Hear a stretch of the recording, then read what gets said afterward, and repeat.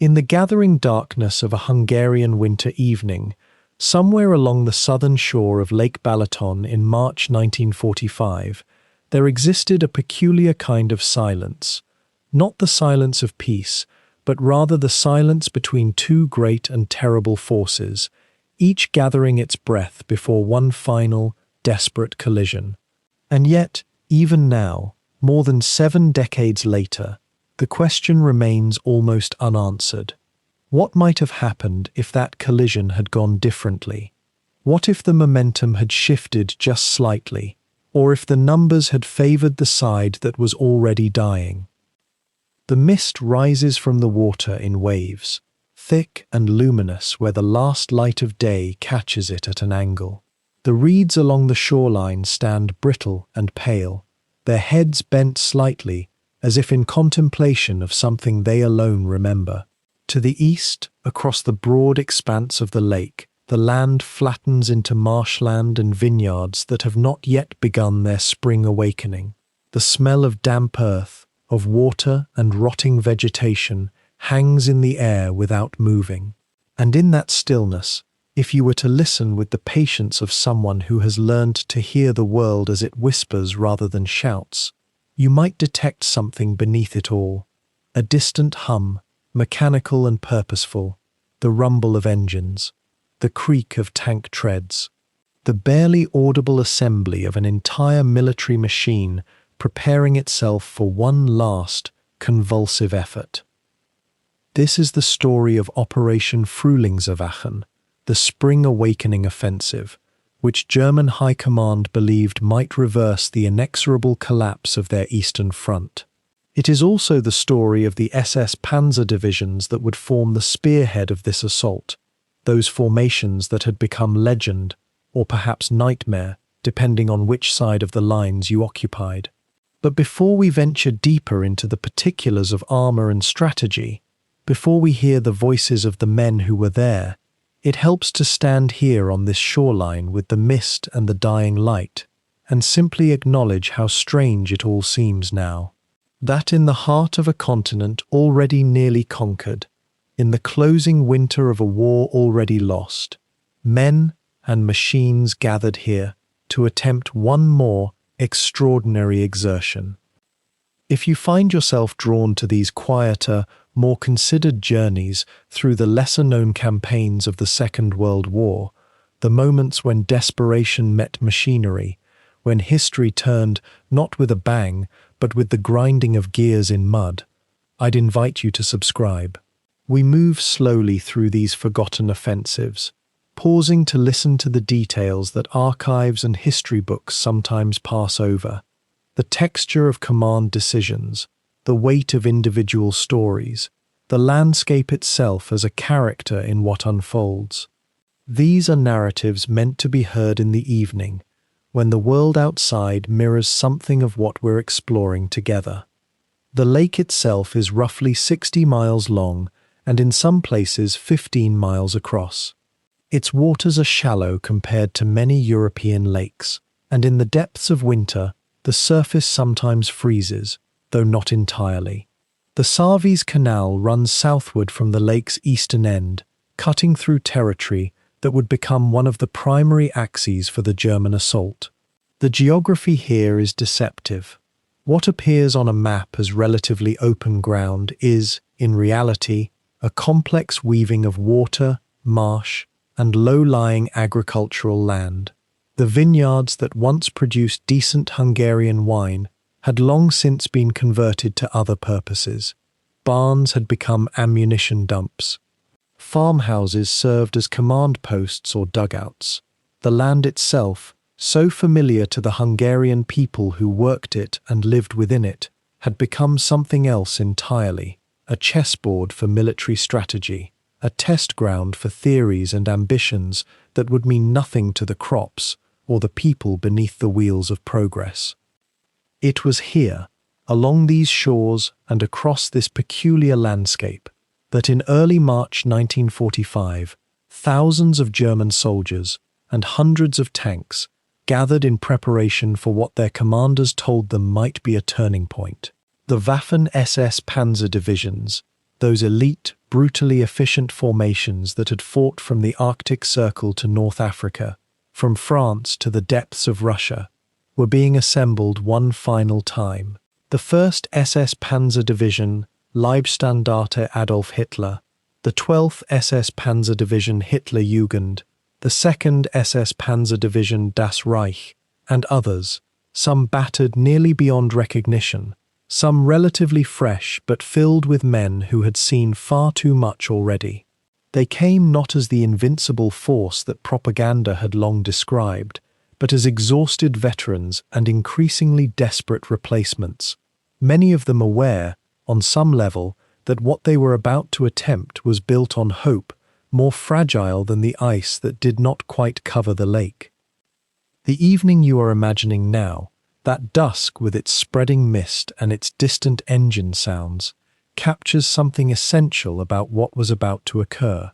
There was still expectation in the air, still the possibility that orders would be obeyed and plans would unfold as maps suggested they might.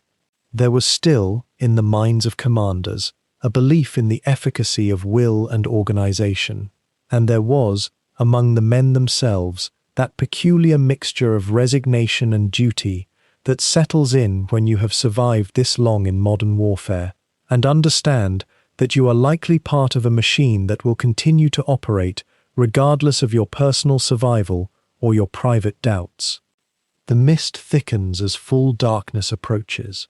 The reeds become shadows. The distant rumble of engines grows slightly more distinct, then fades again into the general noise of the evening. The temperature continues to drop. In a few hours, it will be cold enough that standing water at the edges of the lake will freeze, and by morning, the men gathered here will be ready to begin what they had been told would be their final great blow against the Soviet armies that had driven them back, relentlessly, for months.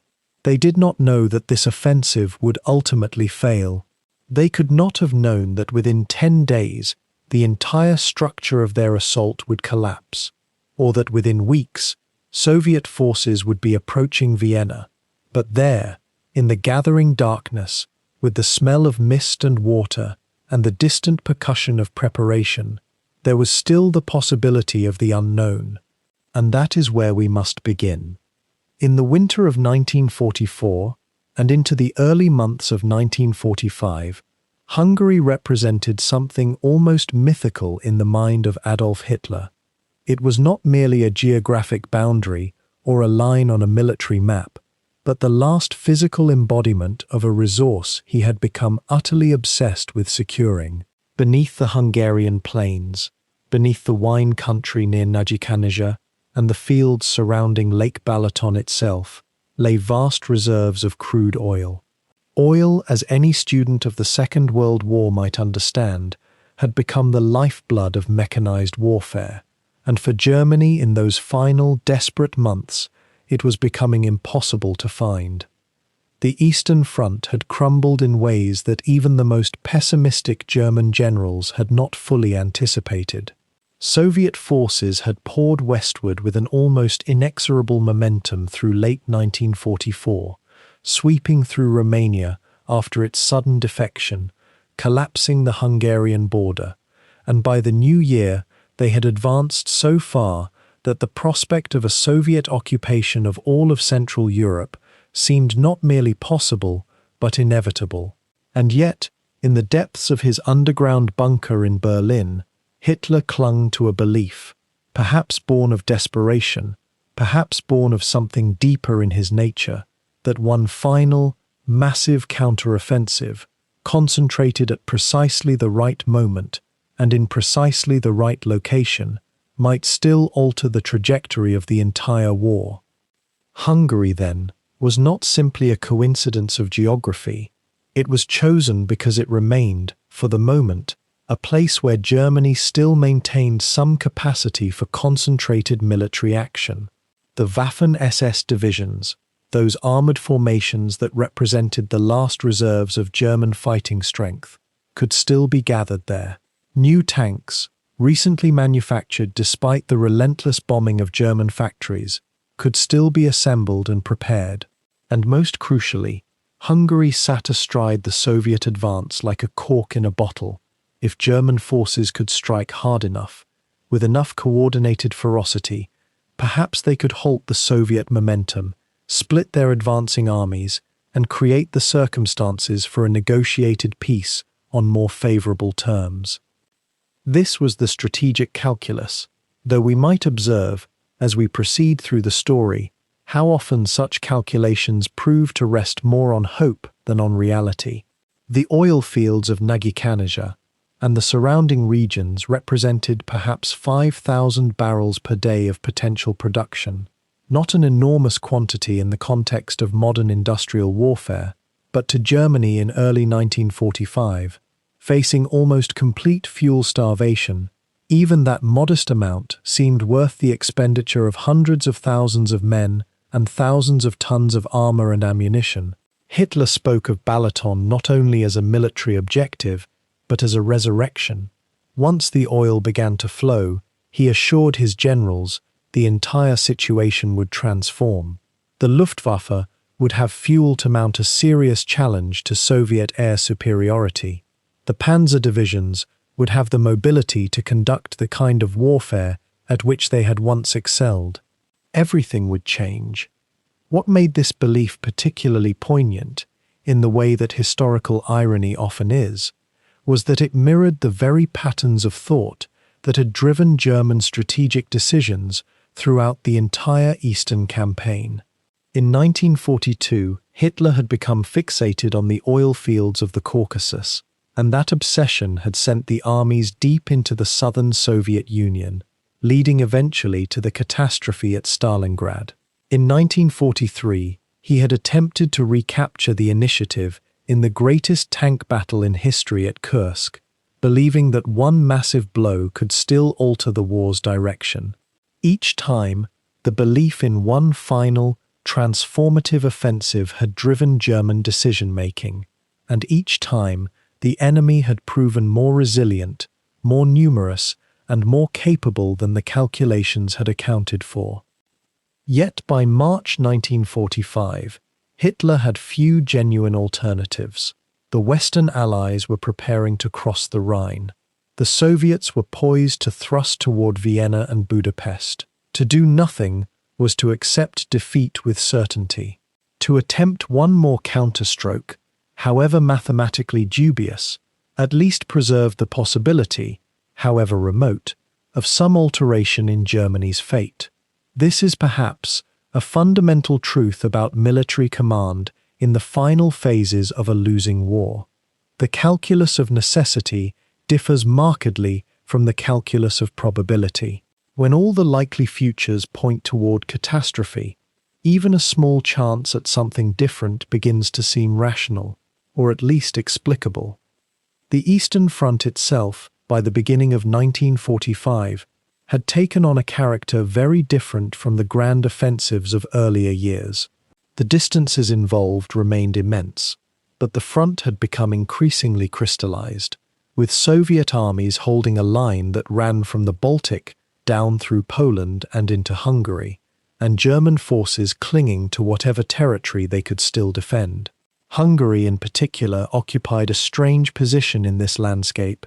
It was nominally an ally of Germany, though its government, led by Admiral Horthy, had been attempting to extricate itself from the Axis for months, even as German forces maintained a firm military grip on the country.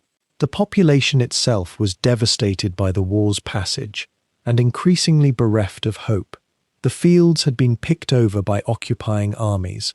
The roads were crowded with refugees and displaced persons. The very infrastructure of Hungarian society had been hollowed out by years of total war. It was into this landscape, then, that Germany would commit its final major offensive. The plan had a name, Operation Frühlingserwachen, the Spring Awakening. It was to be launched in March, when the ground might be firm enough to support heavy armor, when the weather might offer some advantage, or at least some unpredictability. The forces committed to it would be among the very last fully equipped and relatively fresh combat formations that Germany could muster, and the hope that drove it, however illogical in retrospect, was real enough to the men who conceived it, and who would soon be called upon to execute it with their lives. The machinery of history, once set in motion across the frozen rim of Lake Balaton in that winter of 1945, leaves behind layers of detail that most accounts simply pass over. Dust-covered archives in Budapest, fading Soviet records, the half-remembered testimonies of men who survived and men who did not. These fragments scatter across decades like the ash from a dying fire, waiting for someone patient enough to gather them together and let them speak. There is something deeply necessary about slowing down in front of these moments, about resisting the urge to sweep past them toward the grand narrative of victory and defeat. The smaller journeys, the forgotten campaigns, the battles that seemed to matter enormously at the time but faded from public memory. These often reveal truths about war that the celebrated offensives never quite articulate. They show us exhaustion wearing down ambition. They show us the ordinary soldier's perspective on extraordinary delusion. They show us how landscape itself becomes a character in the story, indifferent to ideology. If the quiet weight of these forgotten Eastern Front narratives calls to you, if you find yourself drawn to the spaces between the well-known battles, to the slow uncovering of what really happened in places most people have never heard of, then consider following along as we venture deeper into these overlooked campaigns. There are dozens of them, hundreds perhaps, waiting in the historical fog. The Vistula Oder offensive, the desperate stands along the Hungarian plain, the Carpathian crossing, the final collapse across the Oder. Each one carries its own texture, its own roster of small details that historians are only now beginning to recover from primary sources. Each one tells us something true about how wars actually end, not in the grand proclamations we memorize, but in the mud, the confusion, the fading of hope in the eyes of very young men far from home. What unfolds here at Balaton is one such story, and like the others, it resists simple telling. It demands a kind of patient witnessing. It asks us not to arrive at conclusions too quickly, but to inhabit the landscape as the soldiers did, to understand the cold ground beneath their boots, to sense what the commanders believed they might still achieve when they were, in fact, witnessing the final convulsion of their entire world. The men who fought here left letters. They kept diaries. The Soviets recorded the radio frequencies of German units, the anxious chatter between tank commanders. Villagers watched tanks move through their vineyards. These testimonies, scattered across archives from Moscow to Berlin to small museum collections in towns whose names most Westerners cannot pronounce, they form a kind of chorus, each voice adding dimension to what the official histories often reduce to numbers and names. The story of Operation Frühlingserwachen, the code name chosen for this final German offensive, carries within it all the desperate hope and strategic miscalculation that characterized the last year of the war in Europe. To truly understand it, we must move slowly, which is where our real work together begins. We must see the terrain as military planners saw it, not as we see it now in satellite images and maps, but as mud, as obstacles, as either promise or threat, depending on whether you wear a Wehrmacht uniform or a Red Army greatcoat. We must hear the conversations between engineers and commanders as they calculated whether frozen ground would hold the weight of a Tiger tank, or whether the spring thaw would turn the landscape into an impassable bog. We must sit with the uncertainty that permeated the German High Command, even as Operation Frühlingserwachen was being planned, the nagging awareness that time itself was now working against them, that every month of delay was another month the Allies pressed closer from the West. The beauty of examining these forgotten campaigns in depth is that they return agency and complexity to the people caught within them.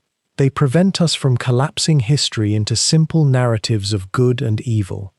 They show us how individual decisions, bureaucratic chaos, weather patterns, and sheer chance wove together to produce outcomes that seemed inevitable only in hindsight. When we slow down and really listen to what happened on the Savise Canal sector in early March of 1945, when we follow the movements of specific panzer regiments through mud and minefields, when we hear the voices of Soviet defenders waiting in the dark for an attack everyone knew was coming, something shifts in our understanding. The war stops being abstract. It becomes a story about particular people, in a particular place, facing particular choices, under impossible pressure. So as we settle into this account of the Lake Balaton offensive, know that we are undertaking something more than a simple recounting of military movements. We are restoring a forgotten chapter to its proper place, giving it the attention it deserves, letting it teach us what it has to teach. The landscape itself will guide us. The voices of those who were there will echo across the decades. And perhaps, in the quiet of your own evening, as we move together through the mist on that frozen shoreline and into the chaos and calculation of 1945, you will find the same strange kind of peace that comes from truly witnessing history, not rushing past it, but inhabiting it fully, understanding it as a human story told by human beings who are, now, nearly 80 years removed from that cold March morning when everything they had fought for was about to collapse into mud and failure. By the winter of 1944, and into those grey early months of 1945, the German armed forces, both the Wehrmacht proper and the Waffen-SS divisions that had grown alongside it, existed in a state of profound, almost unspoken exhaustion. Not the simple tiredness that comes from sleepless nights, though that was present too.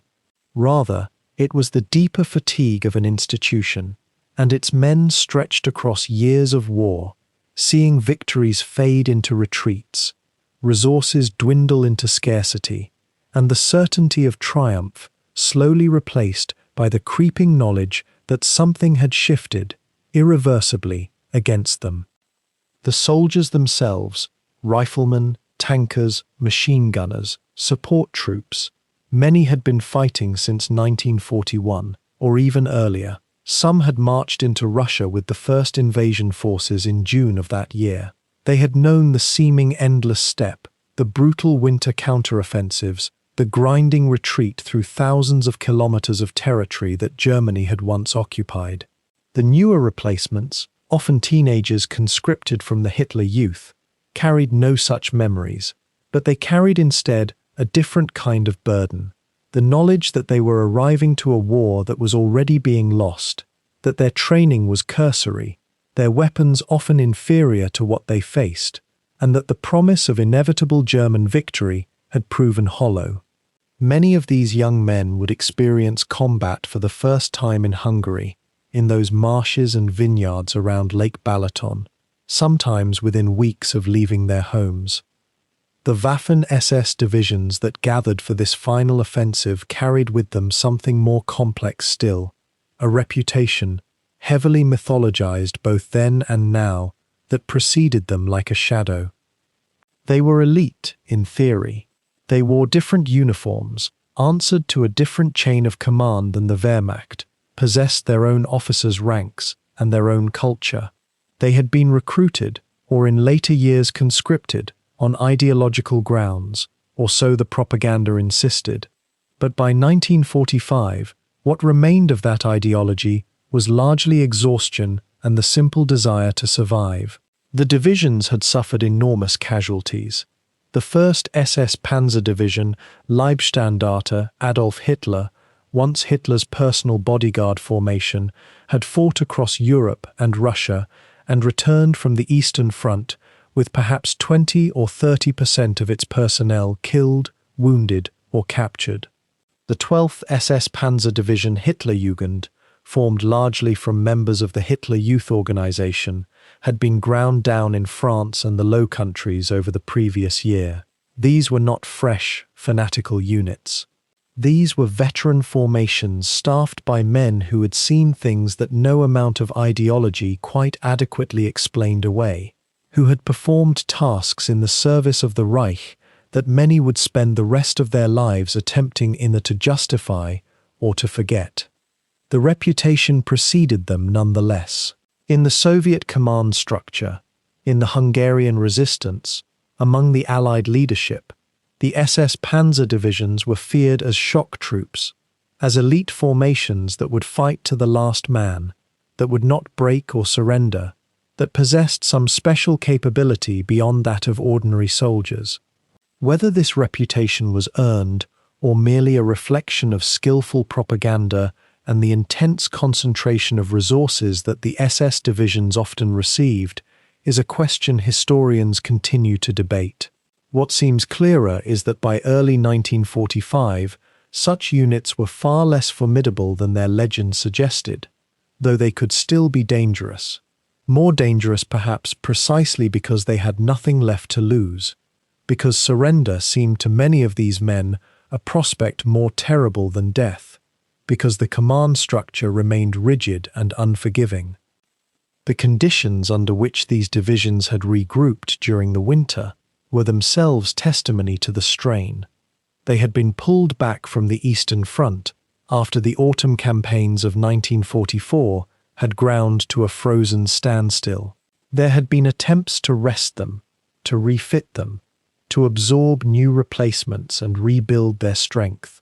Germany's armaments industry, despite years of bombing and the strain of supplying two fronts simultaneously, had continued to produce tanks, Panthers, Tigers, the newer Tiger II, with its heavier armor and more formidable gun. But new tanks arriving at a divisional motor pool did not mean that fuel to run them existed in adequate quantities. It did not mean that the training of replacement crews had been thorough or that the maintenance infrastructure was sound. It meant that shiny new vehicles sat in depot areas, and experienced commanders looked at the logistical calculations and felt the familiar shadow of doubt lengthen. The Wehrmacht and Waffen-SS had also begun to lose something more intangible during these months. Discipline remained, certainly. Officers still issued orders, soldiers still obeyed, at least nominally. But the certainty had begun to fracture. Rumors circulated about the state of the fronts. News from home spoke of bombing, of cities in ruins, of family members killed in air raids. The most basic element of military morale, the sense that one's sacrifices were being made in service of an ultimate victory, that the suffering had some future redemptive purpose, was becoming harder to maintain. Instead, men spoke increasingly of survival, of making it through another day, another week, another month. How long could the war last, and what would become of them if they survived it? Yet orders came down through the hierarchy. New plans were conceived in the high command. Hitler himself, in his Alpine retreat at Berchtesgaden, convinced himself that a counteroffensive in Hungary might yet change the course of events.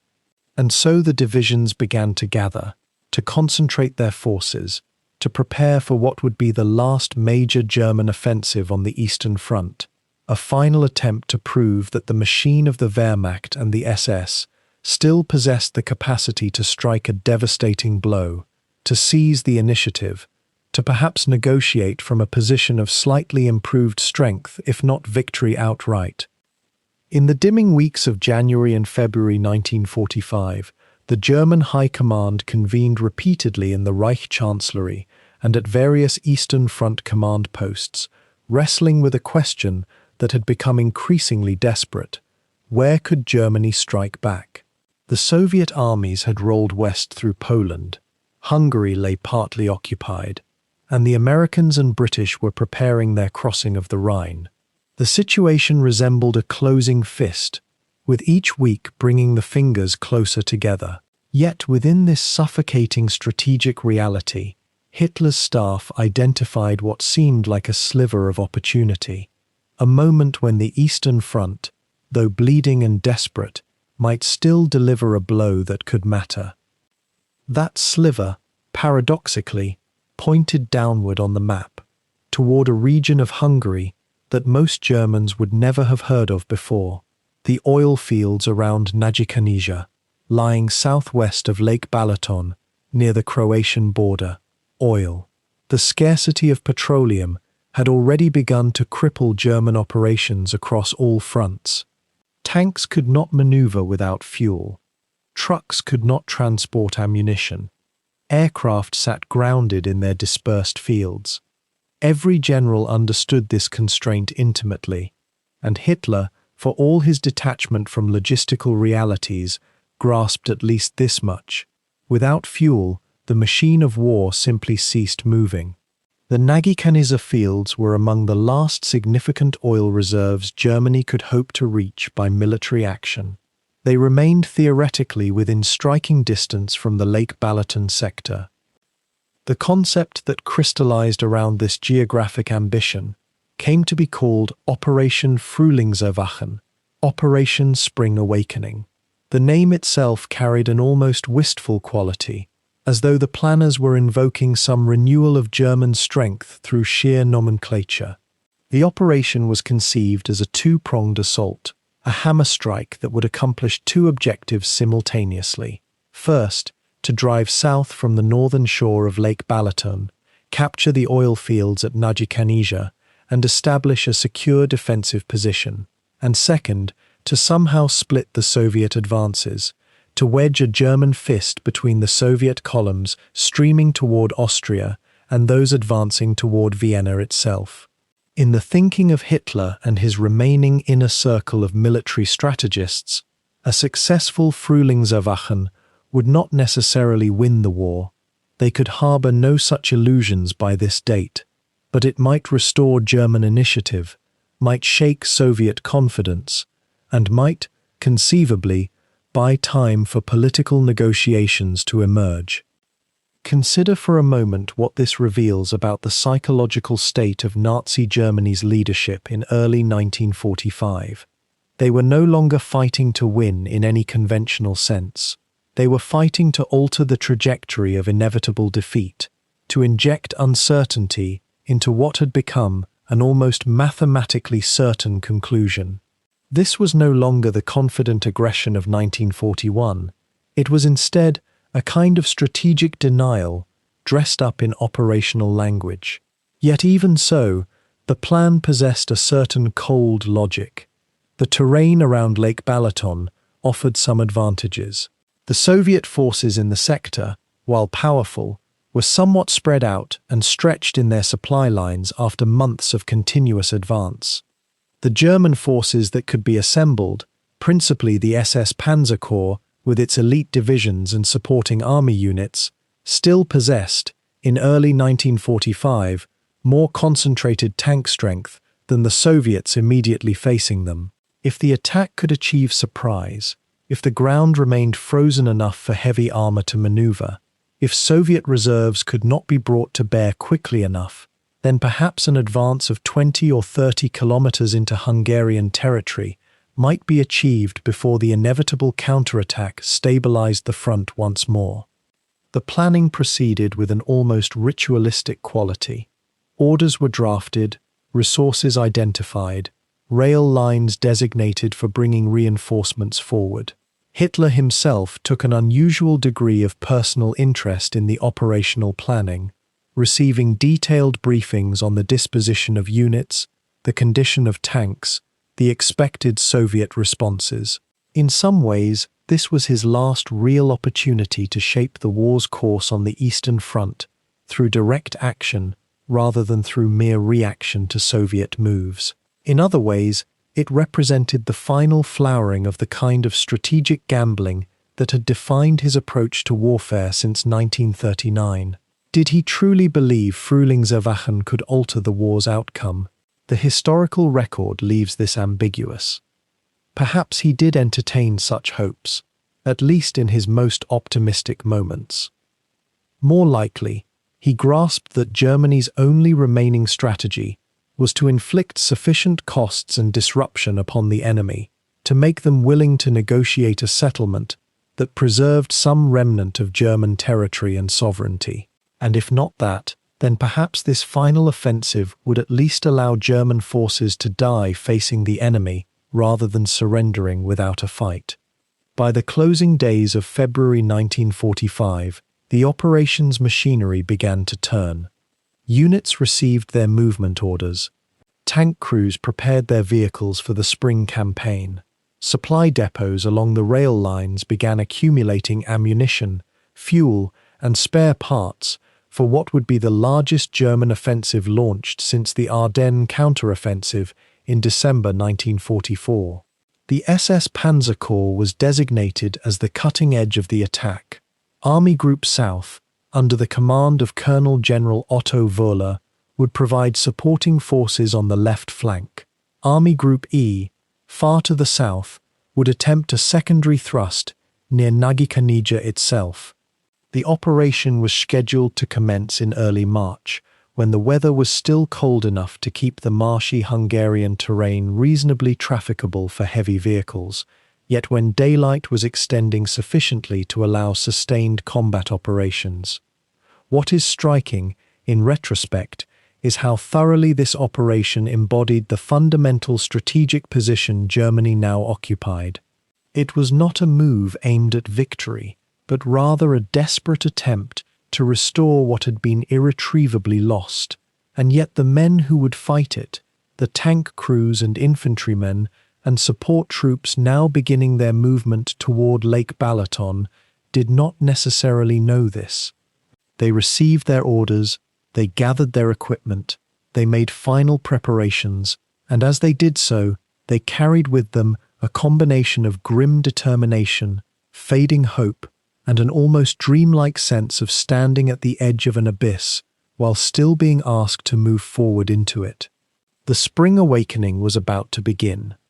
The divisions assembling in and around Lake Balaton that early winter of 1945 carried names that had acquired an almost mythological weight in the minds of both German command and their enemies. The 1st SS Panzer Division Leibstandarte Adolf Hitler stood at the center of this gathering, though by that late stage of the war, the pristine guard unit of Hitler's personal retinue bore little resemblance to the ceremonial formations that had once paraded through Berlin. What remained was a skeleton of that former glory, a corps of perhaps 5,000 combat troops, many of them veterans of 5 years of continuous fighting across Europe and the Eastern Front, their faces etched with the particular exhaustion that comes not from a single campaign, but from the accumulation of too many campaigns, too many winters, too many comrades lost in ways that no longer prompted much reaction. The Leibstandarte had been shattered and reformed so many times across those 5 years that to trace its actual continuity required a careful eye.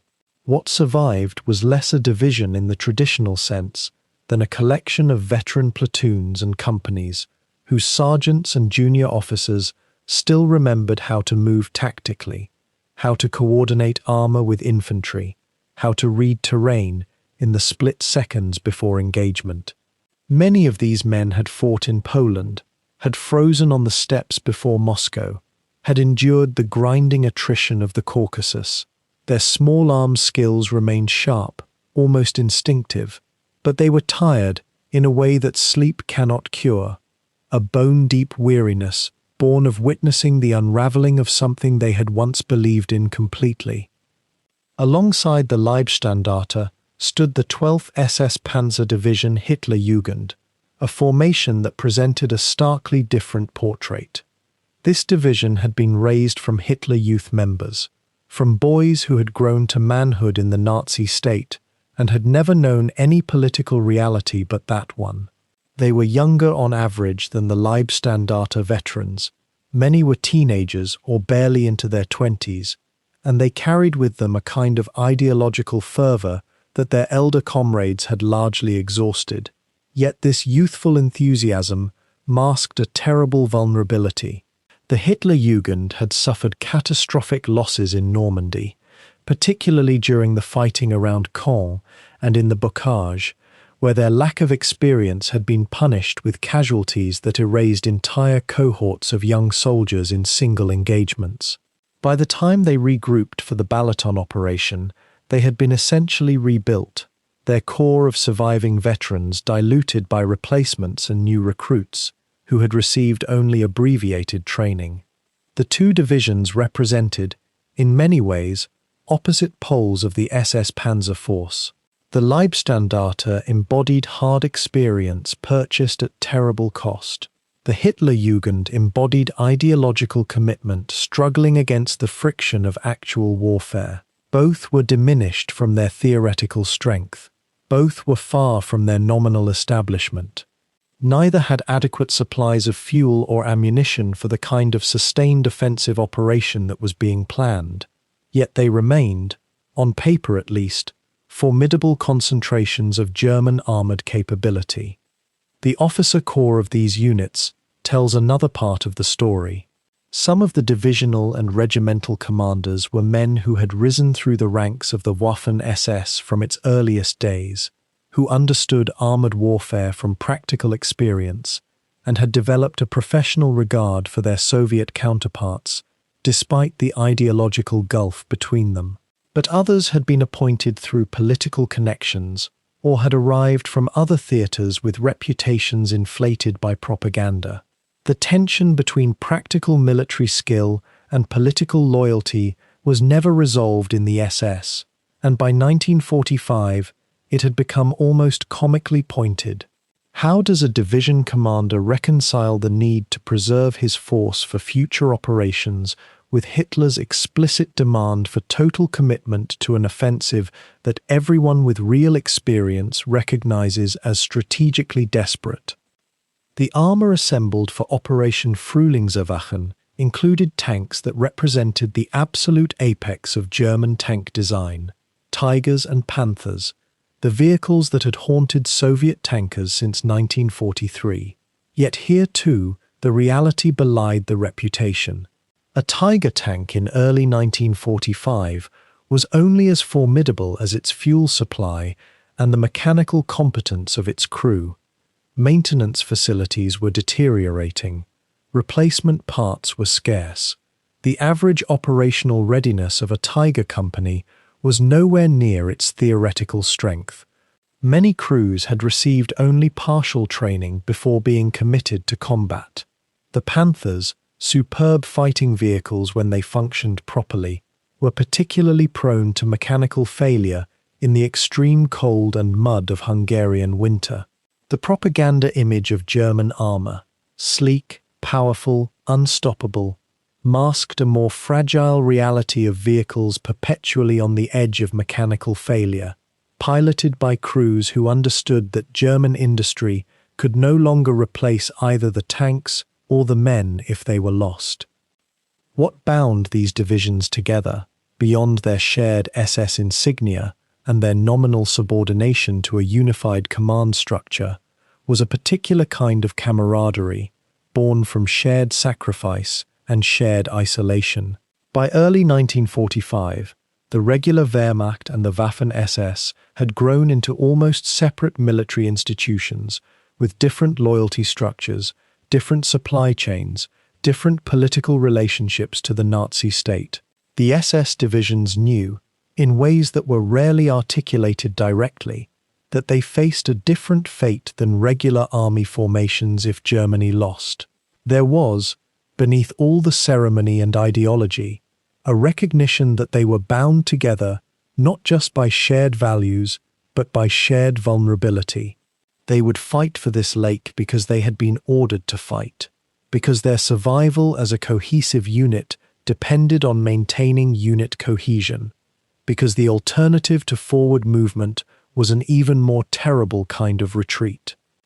The human dimension of these gathering divisions is perhaps best glimpsed not in the grand organizational charts, but in the smaller moments, the way men move when exhaustion has become their normal state, the particular quality of conversation among soldiers who have learned not to discuss the future because the future is too uncertain. Officers walked among their troops in those winter days before the offensive, assessing readiness, checking equipment, delivering orders that everyone understood were orders that might result in their deaths. Mechanics worked on tanks that seemed always on the edge of failure, coaxing them into operational condition through will and experience. Cooks prepared rations from increasingly limited supplies. Letters were written home that probably never arrived, messages addressed to a future that might not include the sender. While the SS divisions prepared their vehicles and checked ammunition counts in those bitter February weeks, the men inside the tanks themselves moved through a peculiar kind of existence that had become almost unimaginable by the winter of 1945. Consider, for a moment, what it might have felt like to be a panzer grenadier or tank driver in those final months, when the war had contracted down to a kind of claustrophobic intensity that left little room for anything except the immediate, the mechanical, and the numbing repetition of survival. The rations that fed these men had grown thin and strange by that point in the conflict. Where once the Wehrmacht's logistical machine had maintained something approaching adequacy, the supply lines had become unreliable, subject to air attacks, and the simple fact that the Reich's production could no longer keep pace with its hunger. A panzer crewman in early 1945 might receive a tin of Fleischwurst, a processed meat paste that sat heavy in the stomach, alongside hard black bread that seemed to absorb moisture from the air itself rather than providing it. There would be ersatz coffee, the substitute drink made from roasted grain and chicory root, which soldiers called muckfuck, with a kind of resigned humor that spoke to their acceptance of scarcity. On good days, perhaps a small square of chocolate, though more often the chocolate ration had been redirected to frontline assault units, leaving the panzer crews with nothing but the memory of sweetness. The letters home during this period tell us something profound about the texture of daily existence that official histories sometimes gloss over. A Waffen-SS Panzer driver named Friedrich, whose letters survive in a personal archive, wrote to his mother in January that he had not received mail in 3 weeks and asked her if she could spare any extra socks, that his feet had been numb since December. There was nothing melodramatic in his request, nothing performative. It was simply the statement of a young man whose body was becoming foreign to him in the cold. Another crewman, in a letter dated early February, described standing watch through the night beside his tank while snow accumulated on the gun turret, watching the wind move across the landscape in waves like water, thinking about the farm he'd left behind in Silesia. These were not the letters of men confident in the cause. They were the letters of men who had learned to live in a kind of present tense that extended only as far as the next meal, the next watch, the next moment when they might believe they were still alive. The fatigue, when one reads the accounts carefully, emerges not as a single overwhelming state, but as a creeping dissolution of the normal rhythms that hold a person together. Sleep came in fragments, interrupted by cold, by the sounds of vehicles moving in the darkness, by the ever-present possibility that an order would come sending them into combat before dawn. A radio man named Hans wrote that he had begun to dream while awake, that his eyes would close for what he thought was a moment, and he would find an hour had passed. Officers noticed this too. The medical logs from eventual Panzer Corps in February record an unusual number of cases of what they termed nervousness, a clinical term that barely captured the reality of men whose minds had begun to fray at the edges from months of forward deployment, retreat, redeployment, and the constant awareness that their particular skills, driving a tank, reading instruments in darkness, understanding radio frequencies, had become, in some sense, more valuable than their lives. The social texture of a panzer crew deserves consideration as well, because it created a strange kind of intimacy that would have been nearly impossible to explain to anyone who had not experienced it. 5 men typically occupied a medium tank, or 7 in a heavy Panther or Tiger, and in those confined spaces during winter, they became something other than strangers. They knew each other's breath, their habits of speech, their particular ways of moving in near total darkness. A driver and a loader would understand each other through gesture and touch as much as through words. There developed between them what might be called a crew consciousness, a kind of collective awareness that their survival depended on the precision of their movements together. Yet this very closeness made any loss almost unbearable. When a crew member was killed, whether through combat or illness or mechanical accident, the men remaining would feel not only grief, but a kind of structural rupture in the group, a vacancy that could never quite be filled by a replacement. The repair of vehicles became, perhaps inevitably, a kind of meditation and also a kind of torment. A panzer division in the winter of 1945 was not moving smoothly. Engines seized, track links broke in the cold. The hydraulic systems that raised the gun turrets would fail in temperatures that fell below -15 degrees Celsius. The mechanics and engineers would work with their fingers going numb, attempting repairs in conditions that seemed to have been designed specifically to defeat precision work. There was a kind of dark humor in how they approached these tasks, a recognition that they were fighting a battle against the machinery itself, quite separate from any combat with the enemy. And yet there was also something almost purposeful in this work, because a man occupied with a concrete problem, how to free a frozen breech mechanism, how to splice a damaged fuel line, was a man whose mind was not dwelling on the larger abstractions, the questions about what would happen to him, where he would be in spring, whether he would see another winter. The question of morale during this period is one that historians have long debated, and the answer seems to lie somewhere in the space between mythology and denial. The Waffen-SS divisions maintained, on paper and in their formal records, a kind of ideological cohesion that supposedly distinguished them from the regular Wehrmacht. Yet the personal testimony that has survived suggests something more complicated. There were men who still believed, or who had trained themselves to perform belief convincingly. There were others who had moved into a kind of emotional numbness, a state in which they accepted orders and carried out their duties, but had ceased to maintain any narrative about what these actions meant. And there were still others, perhaps a quiet minority, who harbored quiet doubts, but recognized that expressing these doubts could result in consequences they did not wish to contemplate. The photographs that exist from this period, blurred, grey, taken by military photographers or captured by Soviet forces, show faces that are almost universally hollowed.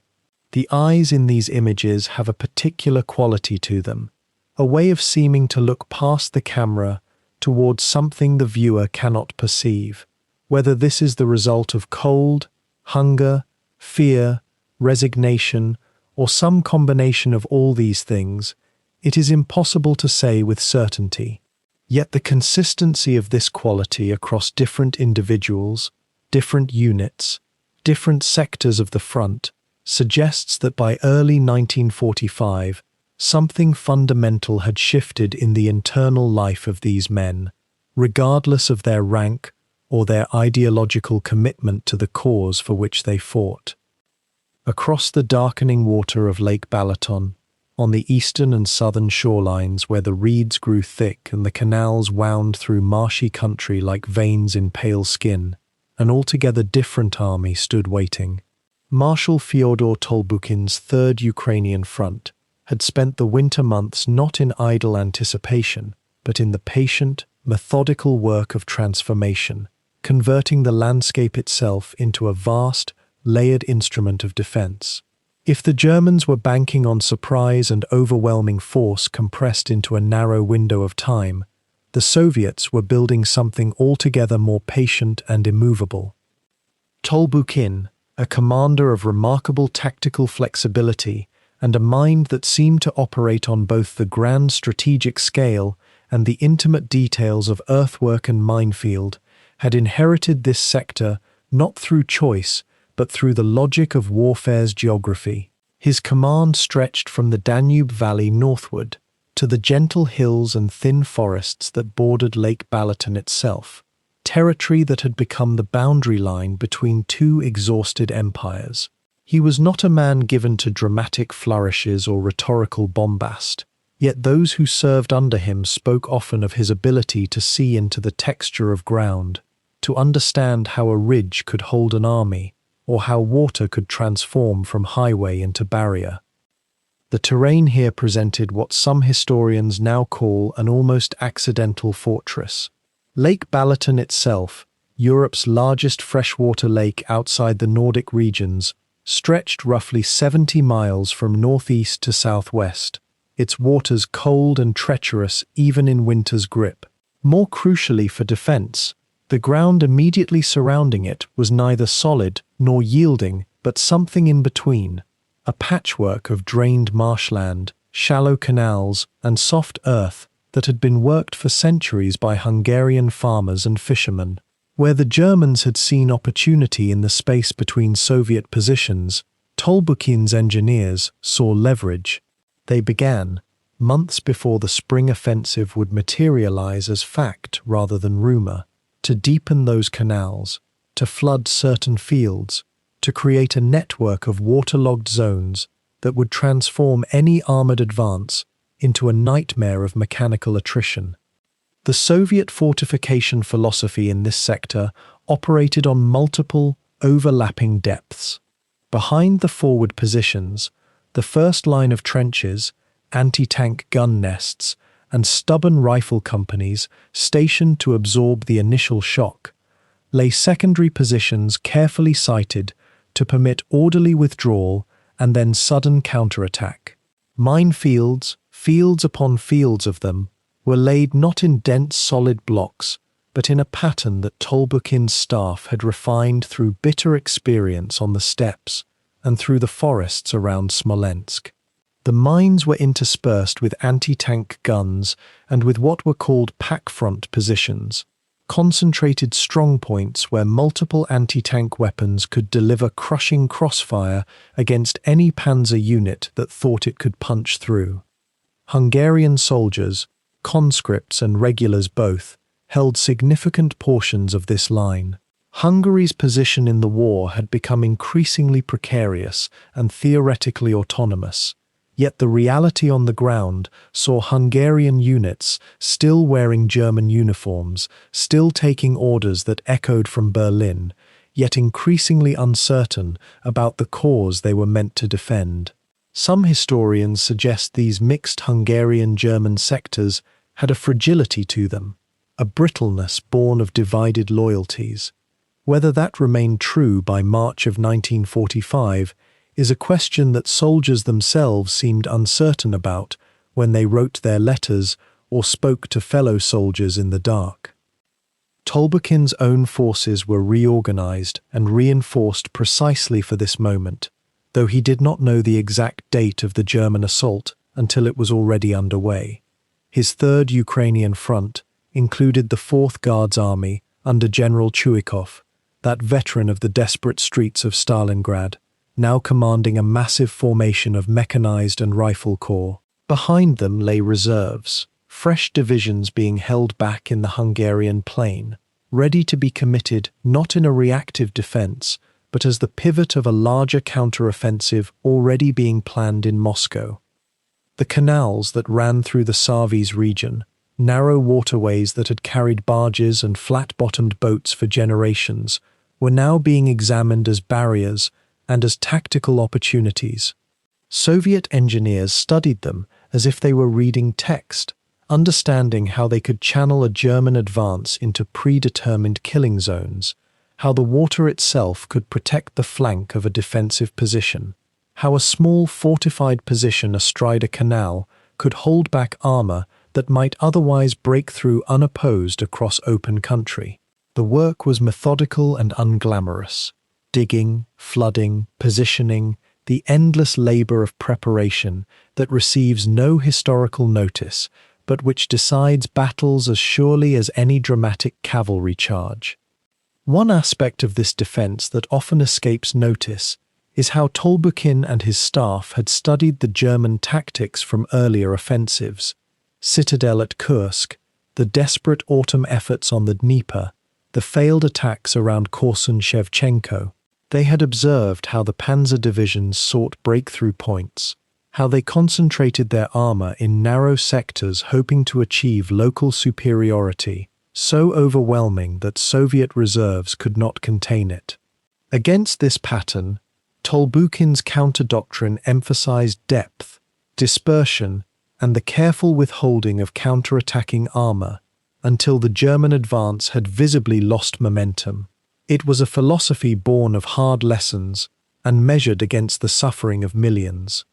The physical landscape itself seemed to have hardened into purpose. The frozen ground of winter, which the Germans hoped would allow their heavy tanks to maneuver with relative freedom, had become a complex problem for Tolbukin's defenders as well. Spring was approaching. You could sense it in the slight warming of the nights, in the way ice began to fracture at the edges of the canals. Soon the thaw would come, and the soft earth beneath that ice would become nearly impassable for heavy vehicles. The Soviets, understanding this, had positioned their anti-tank guns and their infantry in patterns that would remain effective both on frozen ground and in mud. Among the Soviet commanders in the forward positions were men of extraordinary experience, officers who had survived the encirclements of 1941, who had learned to fight in winter and summer, in forest and steppe, against an enemy that had once seemed unstoppable and was now visibly weakening. They moved through their sectors in the days before the offensive with the calm of men who had prepared thoroughly and who understood that what would follow would be terrible, but would ultimately be determined by factors already in place: the depth of the defensive lines, the quality of the camouflage, the reliability of the anti-tank weapons, the courage of the men in the trenches. Somewhere in the gathering darkness, Soviet signalers were testing their communication lines, ensuring that divisional headquarters could speak to regimental commands, that artillery spotters could call fire from guns positioned miles to the rear. Supply officers were checking ammunition counts, fuel reserves, medical supplies. The machinery of war, this vast and impersonal apparatus, was being wound tight and made ready, and all of it, every trench, every gun position, every supply dump, carefully hidden in the sparse forest, waited for the sound of German engines that would come with the dawn. The landscape that would become the battlefield around Lake Balaton in early March of 1945 was a place of quiet contradiction, where the frozen northern European winter was only beginning to release its grip on terrain that nature had never quite intended for the movement of heavy armor. If you had stood on the western shore in those final days before the offensive commenced, you would have seen a geography that seemed almost to reject the very machinery of war that was being assembled in preparation for the coming assault. The lake itself stretched across roughly 100 miles from north to south, a vast inland sea of ice and mist during the coldest months, and as the thaw approached in early spring, its edges had begun to soften into something between solid and liquid, a state of constant transformation that made it simultaneously a defensive barrier and a natural obstacle to rapid maneuver. The ground immediately surrounding the water was far from the firm, rolling terrain that favored mobile tank operations. Instead, marshland dominated the landscape, particularly along the southern approaches near Najikaneja, where drainage systems built over centuries had created a maze of shallow canals, reed beds, and patches of ground that looked deceptively solid but surrendered under the weight of a panzer tank, much as sand might surrender to the tide. The Savys Canal system, which would become a focal point of the fighting, ran like a concrete barrier through the center of this wetland geography, and Soviet engineers had already spent months fortifying its eastern banks, turning the waterway into something resembling a moat, whose channels and embankments would prove far more formidable than any castle wall. These were not wide obstacles, but they were wet, muddy, and lined with carefully prepared defensive positions. The water itself was cold enough still in early March that immersion would cause shock within minutes, a detail that mattered immensely to soldiers, considering assault crossings or tank crews whose vehicles had become bogged. To the west and northwest, the terrain shifted into something that offered only marginally better conditions for armored advance. Vineyards, some of them centuries old, terraced the slopes rising gently inland from the lake.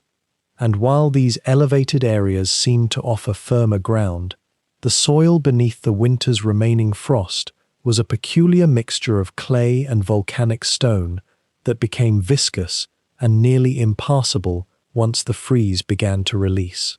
The Soviets had had months to understand this transition from hard ground to mud, and they had positioned their reserves with deliberate attention to the likely routes of German advance, knowing that in late winter or early spring, any substantial vehicle column would have to follow the roads and the slightly elevated terrain corridors that offered passage through the marshland, and therefore knowing exactly where to place anti-tank guns and minefield combinations to intercept the inevitable thrusts. The weather itself in those final days before March the 6th was beginning its own peculiar assault on the German strategic calculation. The temperatures, which had ranged down to 15–20 degrees below freezing in the depths of winter, were now creeping upward into the range where ice and snow began their slow surrender to the advancing season. Each day the frozen ground would harden in the pre-dawn cold, offering a few hours of relatively passable conditions for vehicle movement. But as the morning sun climbed higher and lasted longer, the surface would transform into something closer to mud, and then into mud that grew progressively more difficult to traverse as the day wore on. By afternoon, roads that had been negotiable at dawn were becoming traps, and by evening, many secondary routes that the Germans hoped to use for rapid flanking movements were becoming impassable for anything heavier than a truck with good traction. The German High Command was aware of these conditions, of course, though perhaps not fully seized by the weight of what they meant for the tempo of operations.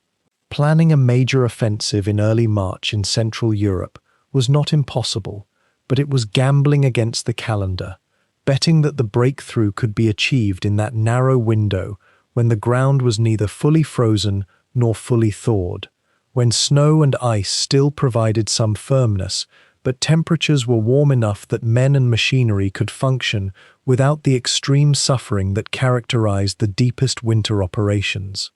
This window had always been narrow, and in 1945, with the German army already so depleted and exhausted, it was becoming a margin too thin to permit the kind of rapid exploitation that successful offensives required. The Soviet defenders, under the command of Marshal Fyodor Tolbukin, understood the terrain more intimately than any German staff officer, having held these lines and fortified them since the previous autumn. They had mapped the drainage patterns, identified which areas could support a panzer tank and which would swallow it whole, positioned their anti-tank reserves not simply in depth, but in locations that exploited the natural lines of difficult movement. The thick reed beds that lined many of the canal approaches would slow down infantry and make tanks extraordinarily vulnerable to close-range anti-tank fire. The vineyards offered concealment for defensive positions, but would themselves become death traps in the face of sustained bombardment and assault.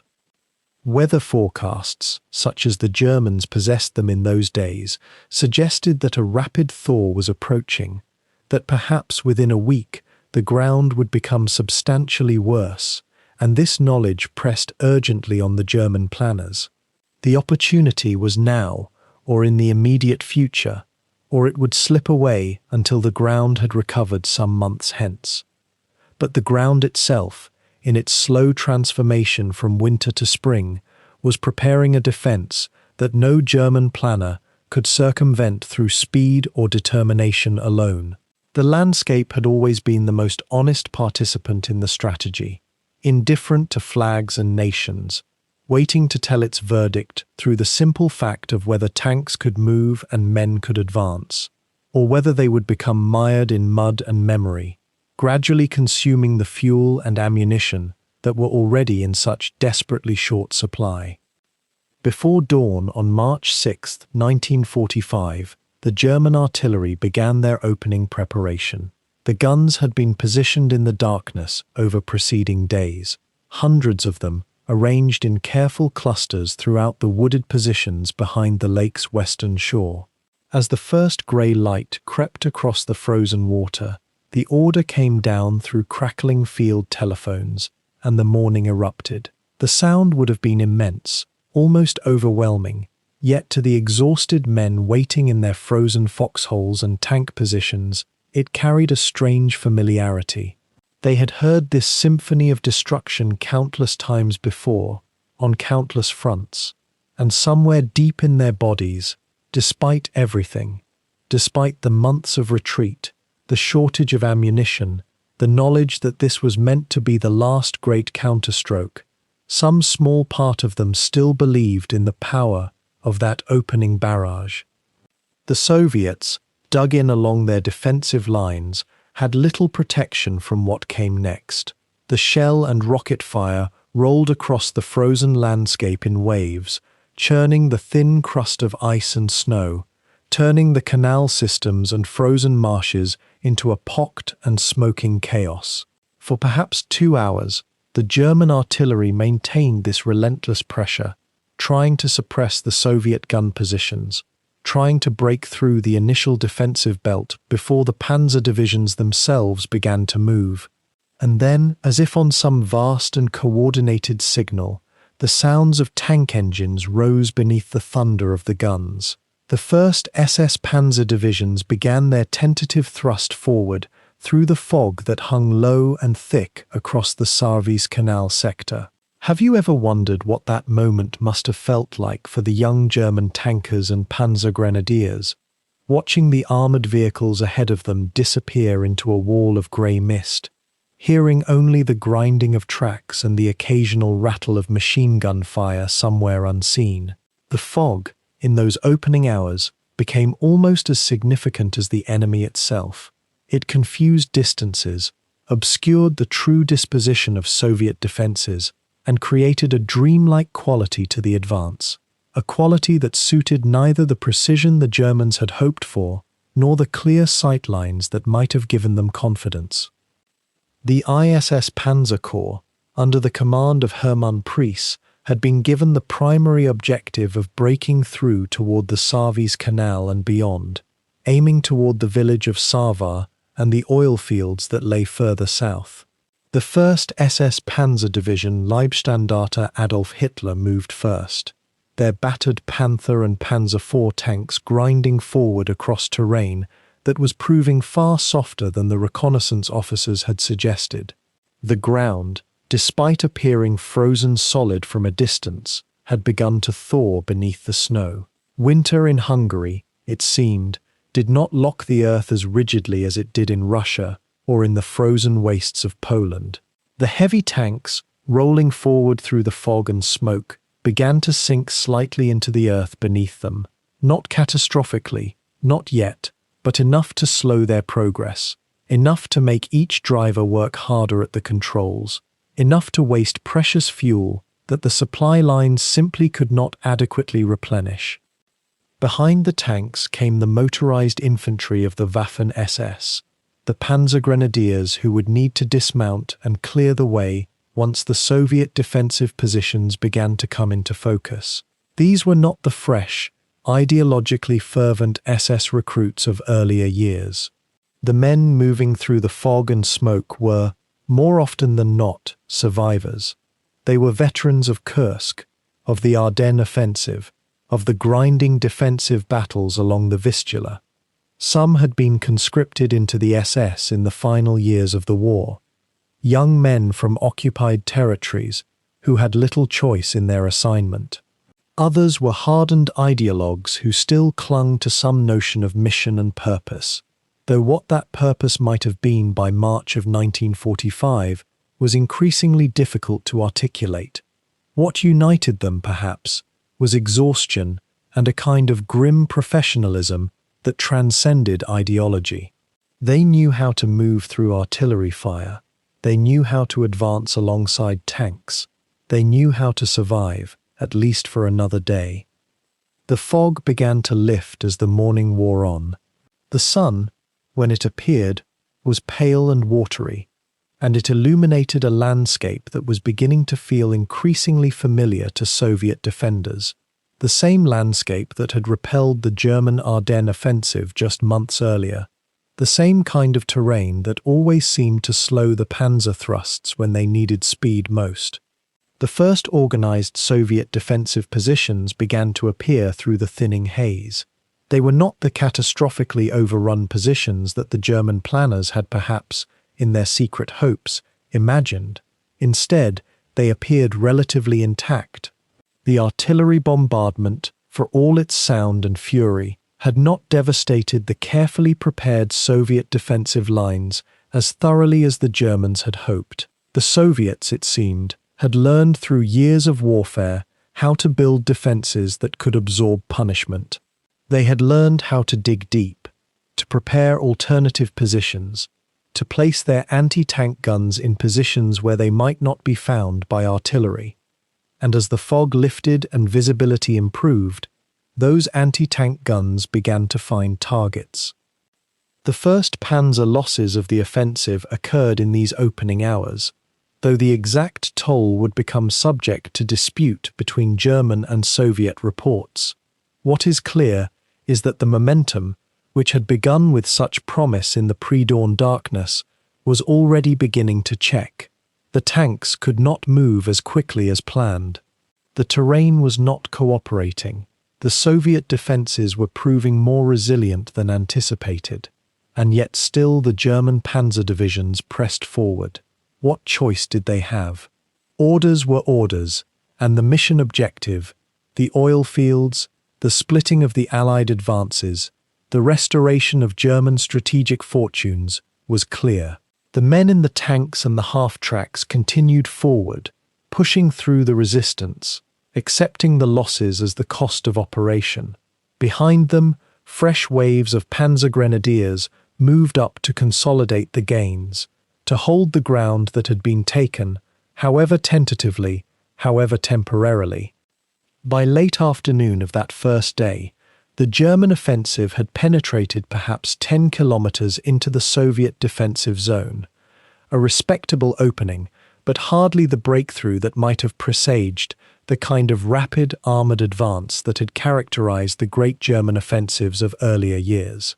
The exhaustion of the Wehrmacht was evident in the pace, in the inevitable slowness with which the advance developed, and yet, as darkness began to fall once more across Lake Balaton, the German High Command could still entertain the possibility that they had achieved sufficient penetration. Perhaps, if the next day brought better progress, if the terrain improved, if the Soviet defenses truly began to crumble, perhaps this final offensive might yet accomplish something.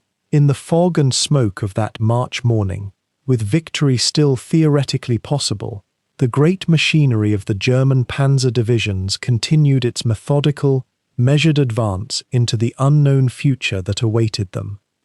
The Savise Canal cuts through the landscape like a scar, and as the morning of March 6th broke grey and windless over those Hungarian marshes, it became the crucible where the grand ambitions of Operation Frühlingserwachen met the grinding resistance of earthen Soviet defences.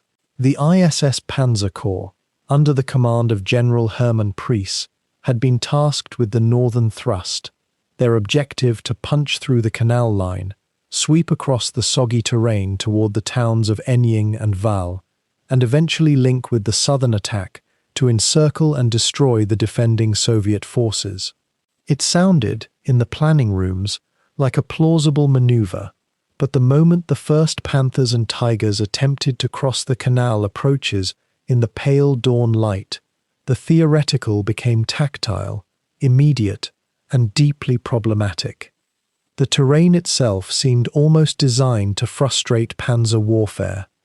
The ground around the canal was not the hard, rolling Hungarian plain that the Germans had imagined during their winter preparations, but rather a mesh of soft earth, drainage ditches, and patches of ice-crusted mud that had begun to thaw with the first real warmth of March. The canal itself, modest by the standards of great European waterways, nonetheless represented a formidable obstacle when defended. The Soviets, under General Fyodor Tolbukin's Third Ukrainian Front, had positioned their infantry and anti-tank guns along the eastern bank with a patience born from months of static warfare. They had no expectation of defeating this attack outright.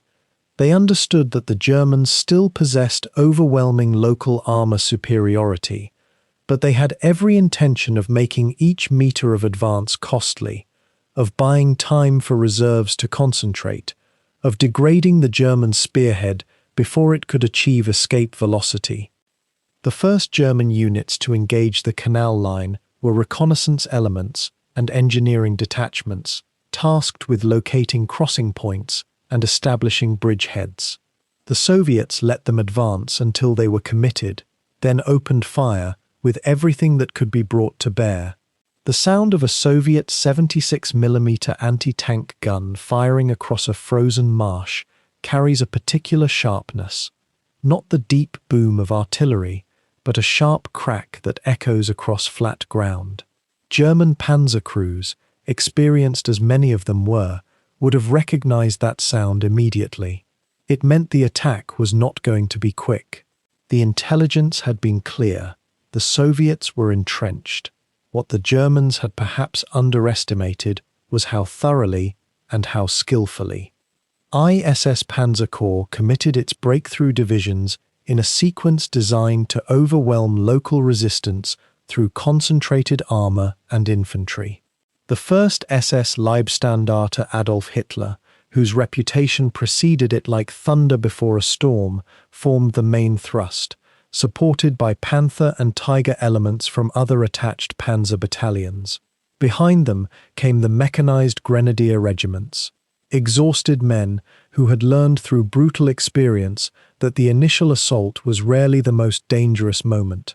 The waiting, the grinding attrition, the sudden counterattack when momentum seemed to be building, these were the truths that haunted the minds of German infantrymen in 1945. What began to emerge in those first hours, however, was a pattern that would define the next week. Yes, the German armor could suppress Soviet positions. Yes, the concentrated firepower of a panzer company could drive defenders to ground or compel them to withdraw. But the soft earth, which the Germans had hoped would freeze solid enough to bear their massive tanks, refused to cooperate. A panther weighing nearly 50 tons, pushing through mud that reached halfway up its tracks, burned fuel at an appalling rate. Engines labored, transmissions, always the weak point of German tank design, strained under the torque of fighting through earth rather than rolling across firm ground. And there were no roads here, only tracks that quickly became impassable for supply vehicles once the armor had churned them into mire. The first mechanical breakdowns occurred within hours. A Tiger's transmission seized. 2 Panthers mired so deeply that recovery vehicles could not extract them without risking their own mechanical failure. These machines, so formidable in open terrain, became increasingly vulnerable in the bog. The Soviet defenders, by contrast, seemed almost to grow stronger as the day progressed. Anti-tank guns, positioned on firmer ground east of the canal, could engage German armor attempting to cross or maneuver on the western bank. The Soviets had learned long ago that anti-tank defense in such terrain relied on patience and economy of ammunition. Wait for the largest targets. Let the Germans come closer. Soviet crews were not attempting heroic stands, but rather tactical withdrawals that preserved their guns while inflicting maximum damage on the attackers. They had no expectation of holding the canal line permanently. Tolbukin's strategy was already shifting toward counteroffensive action, but they had every reason to slow the Germans down. Bridges across the Savise Canal had to be constructed or improvised. German engineers, working under intermittent fire, laid pontoon bridges and wooden crossing points. Each bridge, once established, became a bottleneck. Tank after tank queued to cross, each one painfully slow, each one vulnerable. Soviet artillery, directed by observers on the eastern bank, could direct fire onto these crossing points with accuracy born from weeks of observation. The psychological toll on crews waiting their turn was not inconsiderable. A panzer crewman, sitting in his tank, engines idling, waiting to cross a bridge under fire, had significant time to contemplate the question of whether this particular moment would be his last. The German doctrine of aggressive movement, of finding gaps and exploiting them, was difficult to execute when every movement seemed to invite fire, and when the terrain itself seemed to resist forward progress. By midday, on March 6th, the ISS Panzer Corps had achieved a bridgehead across the Savise Canal, but only in limited sectors. The penetration was perhaps 4 or 5 kilometers deep in places, shallow enough that Soviet reserves moving into position would have little difficulty in striking the German columns.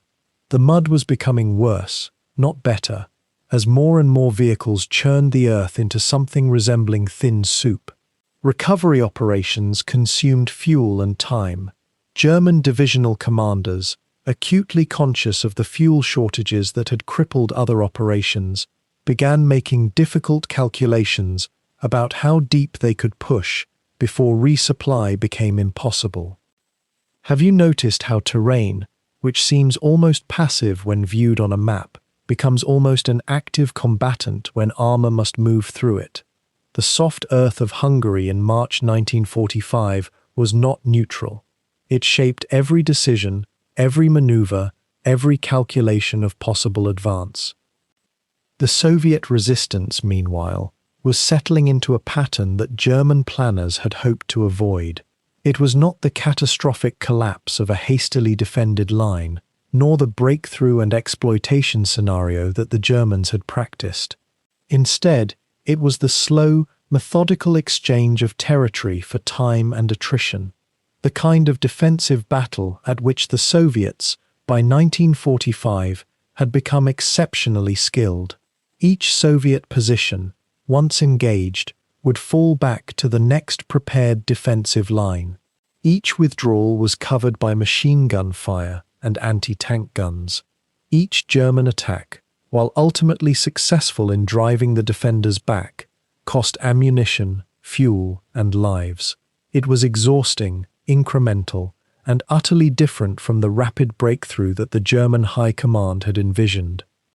What the German commanders would soon discover, as their armored columns pushed deeper into the marshy terrain around Lake Balaton, was that the very machines they had placed such hope in, the celebrated Tiger II and the reliable Panther, were not suited to the landscape they were fighting across. This is a quiet technical reality that often gets overlooked in the romantic accounts of panzer warfare, but it is worth understanding because it shaped the tempo of the entire offensive in ways that no amount of tactical brilliance could overcome. The ground around Lake Balaton in March, you see, was treacherous. Winter had left behind a peculiar combination of conditions. The shallow water table meant that beneath the frozen crust lay mud, sometimes a meter deep or more, and the thaw was already beginning. The vineyards and agricultural land had been ploughed and reploughed by previous fighting, and canal systems crisscrossed the region, turning what appeared on a map as open terrain into a labyrinth of waterlogged zones and narrow passages. A tank, especially a heavy tank, needs firm ground beneath it to distribute its weight. The Tiger II, That formidable machine weighed 68 tons. The Panther, somewhat lighter at 45 tons, was still an enormous concentration of metal and force pressing down through narrow tracks onto Earth that wanted only to swallow it. When a panzer finds itself bogged down, it becomes not a weapon but a target, immobilized and vulnerable. The track commanders knew this intimately, though by March 1945, many of the experienced ones were either dead or too exhausted to fully articulate what they already knew in their bones. The mud did not negotiate with German engineering. It did not recognize the quality of German steel. It simply pulled at the tanks as though trying to drag them down into the earth itself. The Tiger II's ground pressure, the force exerted per unit area by its weight, was particularly problematic. Engineers calculated it at approximately 0.85 kilograms per square centimeter. To put this in perspective, and to understand why it matters, consider that a man in boots exerts roughly half that pressure. The tank, in other words, sank deeper. Its wide tracks, designed for better weight distribution, still could not fully compensate for the sheer mass. In soft ground, the Panther fared somewhat better, though not by a margin that would have made any difference to the men inside the vehicles. Men who found themselves immobilized for hours, while Soviet gunners ranged in on them, or worse, while they listened to the grinding and whining of the engine as the driver attempted to reverse out of positions where they had become hopelessly stuck. And then there was the problem of slope. The terrain was not flat, despite its apparent openness on maps. There were gentle inclines and descents, and in mud, even a modest slope became an obstacle. Tank commanders reported instances where vehicles could not proceed forward along certain approaches not because of enemy fire, but because the gradient and the mud combined meant that the tracks would spin uselessly, kicking up brown spray while the machine lurched and wallowed but made no progress. One comes away with a sense of mechanical frustration, of modernity meeting indifference from the landscape itself. The Germans had designed their tanks for the great sweeping movements across the steppe of Russia, for firm ground where armor could achieve the mobility that was its greatest asset. Operation Barbarossa had been fought across grasslands and hardpan. The Kursk offensive, the last great German strategic victory in the east, had taken place on ground that, while defended, at least held the tanks upright and mobile. Lake Balaton, by contrast, was a different problem entirely. The marshland near the Savise Canal, one of the primary avenues of the offensive, was almost deliberately hostile to heavy armor. The canal itself became as much an obstacle as any Soviet anti-tank gun, because to cross it required either finding the few bridges that existed, or failing that, attempting complex engineer work under fire. The mechanical consequences rippled through the entire operation in ways that only the crews themselves fully appreciated. When a tank bogged down, it often required another tank to tow it out, assuming one could be spared and could gain purchase in the mud itself. Fuel consumption soared as engines strained against suction. Tracks broke or became clogged with mud that hardened and cracked them. Transmission fluid congealed in the cold, thickening into something almost like sludge, making gear shifts sluggish. The periscopes in the turrets fogged up and frosted over constantly, reducing visibility just at the moments when it was most needed. One can imagine the frustration of a panzer commander, peering out through a small glass prism, trying to navigate terrain that seemed almost animated in its hostility. And the Soviets, of course, understood this perfectly. They had pushed into this same country months before, and they had left behind anti-tank guns positioned not to meet armor head-on in open terrain, but to prey on it when it was slow, when it was stuck, when it was struggling. They had created minefields that the German engineers struggled to clear, because the ground conditions made mine-clearing operations themselves nearly impossible. Dogs could not be used effectively. The frozen mud was too treacherous. Sappers had to work by hand, probing with bayonets, exposed to fire, while around them the tanks waited, immobilized, unable to suppress the Soviet positions as effectively as they might have been able to on better ground. This, then, is the quiet tragedy of the Balaton offensive when viewed through the lens of mechanics and terrain. The Germans brought their finest armor, their most fearsome machines, and they encountered an opponent that had no need to fight them directly. Nature itself, aided by Soviet foresight, was defense enough. The battle would be won and lost, not in dramatic duels of tank versus tank, though certainly those occurred, but in the grinding attrition of vehicles bogging down, being abandoned for lack of fuel, being picked off one by one as they struggled through the mud, like great metal beasts exhausted in some primordial swamp. And for the men inside those machines, each kilometer gained felt like 1,000, each hour of immobility a small death. Yet the maps and unit dispositions, however carefully drawn at headquarters, meant something vastly different when translated into mud and confusion and the weight of ammunition belts across exhausted shoulders. By the second day of the offensive, as the initial shock of the German assault began to fragment into scattered engagements across the marshy terrain, the human experience of Frühlingserwachen started to diverge sharply from what the planners had envisioned in their war rooms. A letter found in the scattered papers of a first SS Leibstandarte Panzer crewman, dated March 7th, captures something of the disorientation that was already setting in.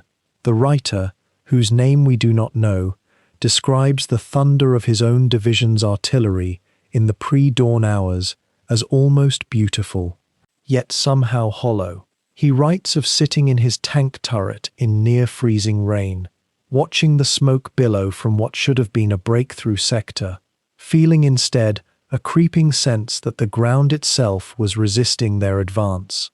The mud, he notes, seemed almost alive. His final sentence reads simply, "We move, but we do not advance." It is a small detail, perhaps, but it captures something true about the opening hours of this last great German offensive. A machinery of war grinding forward through increasing friction, consuming itself even as it attempted to accomplish its mission. The Soviet defenders, by contrast, experienced those same hours with a kind of grim anticipation. Tolbukin's Third Ukrainian Front had been expecting something like this since January. The reconnaissance reports had been accurate. The German build-up was visible, measurable, predictable in the way that large military formations tend to be. A Russian sergeant named Dmitry, whose account was recorded years after the war, remembers the waiting most vividly. Not the bombardment itself, he says, but the hours before it, knowing it was coming, watching the sky lighten in the east, checking his anti-tank rifle one more time, though it had been checked 100 times already. The fear, he explains with a kind of tired honesty, was not dramatic. It was patient. It was the fear of someone who understood that he was going to be doing this again and again until either the Germans broke through or he did not survive to see them fail. The artillery preparation itself lasted roughly 90 minutes, and in that time the German divisions achieved something worth noting. They did not create the conditions for breakthrough so much as they created an almost abstract landscape of devastation. The Soviet forward positions, lightly held by design and recent experience, offered minimal resistance, but each successive wave of German infantry and armor encountered not a defeated enemy, but rather a Soviet defense in depth that had learned to absorb punishment and respond with counterattacks from prepared positions further back. This is a subtle distinction, but it matters profoundly to understanding why the offensive stalled so quickly. A Hungarian civilian named András, who lived in a village near the canal sector, was 14 years old when the SS Panzer divisions rolled through. His account, preserved in a later oral history, describes watching the first German tanks pass his family's farmhouse in the grey light of dawn. He remembers the tracks churning the frozen ground, the smell of diesel fuel, and then, hours later, the sounds of Soviet artillery beginning to respond. He remembers, too, the moment when German soldiers came to the door demanding to know if Soviet troops were nearby. The fear in their eyes, he says, was unmistakable. They were not the victorious conquerors of propaganda photographs. They were young men, many of them very young, who seemed to understand already that they had been sent to do something impossible. What emerges from these scattered voices, official reports, recovered letters, post-war interviews, diary fragments, is a growing recognition that the initial German assault, while powerful and coordinated, had encountered resistance that was not merely competent, but almost anticipatory. The Soviet commanders had positioned their reserves to respond precisely to the axis of the German attack. The Suez Canal, which the Germans had hoped to cross and exploit as a breakthrough line, became instead a grinding engagement zone. The tank losses mounted, not catastrophically in the first hours, but steadily, meaningfully, in ways that suggested this was not going to be a rapid exploitation, but rather an attritional battle that the Germans could not afford to fight. One Soviet platoon commander, whose name was recorded as Lieutenant Volkov, wrote in a report dated March 8th that the German offensive had the character of a wound-up spring that was slowly losing its tension. He observed that the German columns were becoming disorganized, that gaps were appearing between units, that the initial coordination was breaking down. This may be interpreted, he noted with a kind of understated precision that characterizes Russian military writing, as evidence that the offensive has begun its failure before it has truly commenced. The phrasing is cautious, almost reluctant to make so bold a claim, yet it captures a moment in which attentive observers on both sides were beginning to sense the same truth. Something fundamental was not working as planned. The human toll, in these early days, was diffuse and somehow less visible than the drama of initial assault suggests. There were no massive breakthrough battles, no spectacular encirclements. There were instead countless small engagements, ambushes at canal crossings, anti-tank guns firing from concealed positions, tank crews scrambling to repair vehicles bogged down in mud and thaw. There were wounded men being carried on stretchers through rain and cold. There were families in small Hungarian villages watching the war unfold in their fields and along their roads, understanding that they were about to become a theatre of operations and that their survival was no longer entirely in their own hands.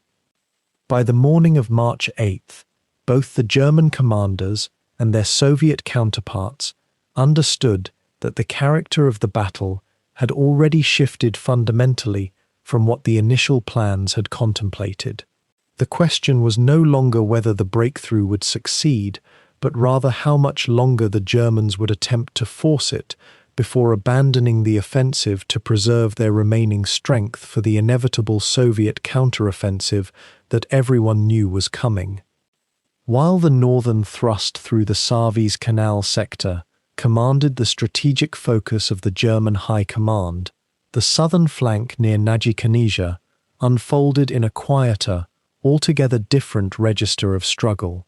Here, Army Group E, under General Alexander Löhr, was tasked with a supporting attack that would theoretically drive eastward from the town of Dalmatia and the Drava River Valley, cutting into the Soviet left and widening whatever breakthrough the SS Panzer Corps might achieve in the north. It was a gesture toward coordination, yet from the very outset it bore the weight of exhaustion and insufficient resources that had become the permanent condition of German operations in early 1945. The forces available to Löhr in this sector were considerably thinner than those deployed in the primary assault. He could muster divisions that had been stripped down and rebuilt so many times that they resembled shadows of their former establishments. The Sixth Army under Hermann Balck, which bore much of the southern responsibility, was equipped with aging Panzer IVs and lightly armored reconnaissance vehicles, supplemented by vast quantities of captured Soviet and even Italian equipment that somehow still ran on Hungarian gasoline or whatever substitutes could be improvised. These were not the showpiece units that had paraded through the streets of Berlin in years past. They were the remnants of a war machine maintained by ingenuity and prayer, by mechanics who could coax another week of life from an engine that should have seized months before. The strategic intention behind this southern pincer seemed clear enough on paper, drawn in the quiet of a map room in early March. If the SS divisions could breach the Soviet lines in the center and roll southeastward, and if simultaneously Army Group E could push forward from the Nagy-Kanizsa region, then the Soviet defensive line might crack like frozen lake ice beneath pressure. The junction of these two thrusts would theoretically encircle Soviet forces, create a salient into which German reinforcements could pour, and perhaps, though this word hung in the air with an increasingly fragile quality, secure the oil fields that Hungary still possessed in that region. Oil had become the language of desperation by 1945. 1,000 things had been surrendered in the German war effort. Oil remained the one resource that still seemed capable of purchasing a few more weeks of viability. From the very first hours of Operation Frühlingserwachen, however, the southern attacks moved with a sluggish, hesitant quality that even the commanders on the ground seemed to have recognized as troubling. The terrain here was different from the northern sector. The landscape south of Lake Balaton descended gradually into the Drava Valley, a region of small towns, vineyard terraces that had been replanted countless times across centuries of Hungarian agriculture, and marshy drainage areas that the spring thaw was only beginning to complicate further. The Germans had not yet faced the worst of the mud season, but the ground was already soft beneath the weight of armor, and every advance seemed to require a disproportionate effort to achieve a modest distance. Soviet defenses in this sector, while perhaps marginally weaker than those arrayed against the ISS Panzer Corps, were nonetheless stubbornly maintained. The Third Ukrainian Front had positioned blocking forces and anti-tank strongpoints in depth throughout the region, anticipating, quite correctly, that if any German breakthrough were to develop, it would likely come from this direction as well. The Soviets had learned through brutal experience that German strategy almost always sought to split their forces and drive wedges deep into their formations. They prepared accordingly, with mine-laying teams positioned to respond quickly to any penetration and reserve anti-tank units held ready to be rushed toward whatever sector seemed most threatened. The advance of Army Group E's southern pincer on March 6th began in the grey, uncertain light of early morning, as it had in the north, but with noticeably less initial momentum. German armour moved forward in scattered groups, reconnaissance parties probing the Soviet positions rather than attacking them with decisive force. By mid-morning, it became apparent that the supporting attack had encountered stronger resistance than anticipated. Soviet artillery from positions beyond the initial front line began to register increasingly accurate fire on the advancing German columns. The sound of artillery on an open Hungarian plain in early spring carries a particular quality of resonance, bouncing off frozen ground and still dormant vineyard hills, and the German soldiers moving through that landscape would have heard it as a growing insistence that their progress was not unopposed. The question that emerges when one examines the records and accounts of those early days of the southern operation is whether Army Group E was ever genuinely expected to achieve decisive results, or whether the southern attack was conceived more as a supporting action meant to pin Soviet reserves and create the impression of overwhelming German force. Some historians, approaching this question with the caution it deserves, suggest that perhaps the German High Command recognized the inherent weakness of the available forces and deliberately kept expectations modest. Others argue that optimism, that persistent, almost hallucinatory quality of German strategic thinking in the final year of the war, led commanders at every level to overestimate what exhausted units could accomplish with one more coordinated push. What seems most likely, and what the passage of hours and days confirms, is that the southern attack simply lacked the concentration of force necessary to break through determined Soviet resistance. Every German armored division committed to the southern sector had been severely depleted. Replacements had become scarce by March 1945. The training pipeline that had once produced competent replacement tank crews and panzer grenadiers had essentially dried up. Losses accumulated over 4 years of war had been replaced, when they could be replaced at all, with ever younger conscripts, older men pulled from other services, and men recovered from wounds or administrative positions. They were not cowards, these men, but neither were they the professional soldiers who had fought across the vast spaces of the Soviet Union in earlier years. They fought with courage, and often with skill, but they also fought with the knowledge, which became more articulate with each passing day, that the cause for which they fought was already lost. By the afternoon of March 6th, the southern advance had secured modest territorial gains, perhaps 5 or 6 kilometers in some sectors, but at a rate of progress that made clear that no dramatic breakthrough was imminent. Villages changed hands, sometimes multiple times as German armor pushed forward and Soviet counterattacks pushed back. The names of these villages appear in German reports with metronomic regularity: Simontornia, Ozora, Sabadbatyan, places that had never been significant in any strategic sense, but that became, for a brief period in early March 1945, the focus of intense and concentrated violence. For the soldiers involved on both sides, these names became associated with specific memories: the smell of churned mud and burning fuel, the sound of machine gun fire echoing off stone buildings, the particular quality of fear that comes when one's unit is meeting resistance that appears to be strengthening rather than weakening. The Soviet commander facing Army Group E in the southern sector, operating under the broader command of Tolbukin's Third Ukrainian Front, appears to have made the correct tactical assessment almost immediately. Rather than committing reserves to meet the German attack head-on, the Soviet defense was allowed to slow and absorb the German advance while remaining fundamentally intact. This was not a strategy born of weakness, but of strategic understanding. The Soviet High Command recognized that German forces in the south could be held and attenuated without requiring the commitment of reserves that might be needed elsewhere. The broader campaign was far from lost, from the Soviet perspective, and a German attack that could be slowed and ultimately stopped without catastrophic losses represented an acceptable tactical outcome. As March 6th turned into evening and darkness settled over the Hungarian plain once more, the reality of the southern offensive had become apparent to anyone with eyes to see it.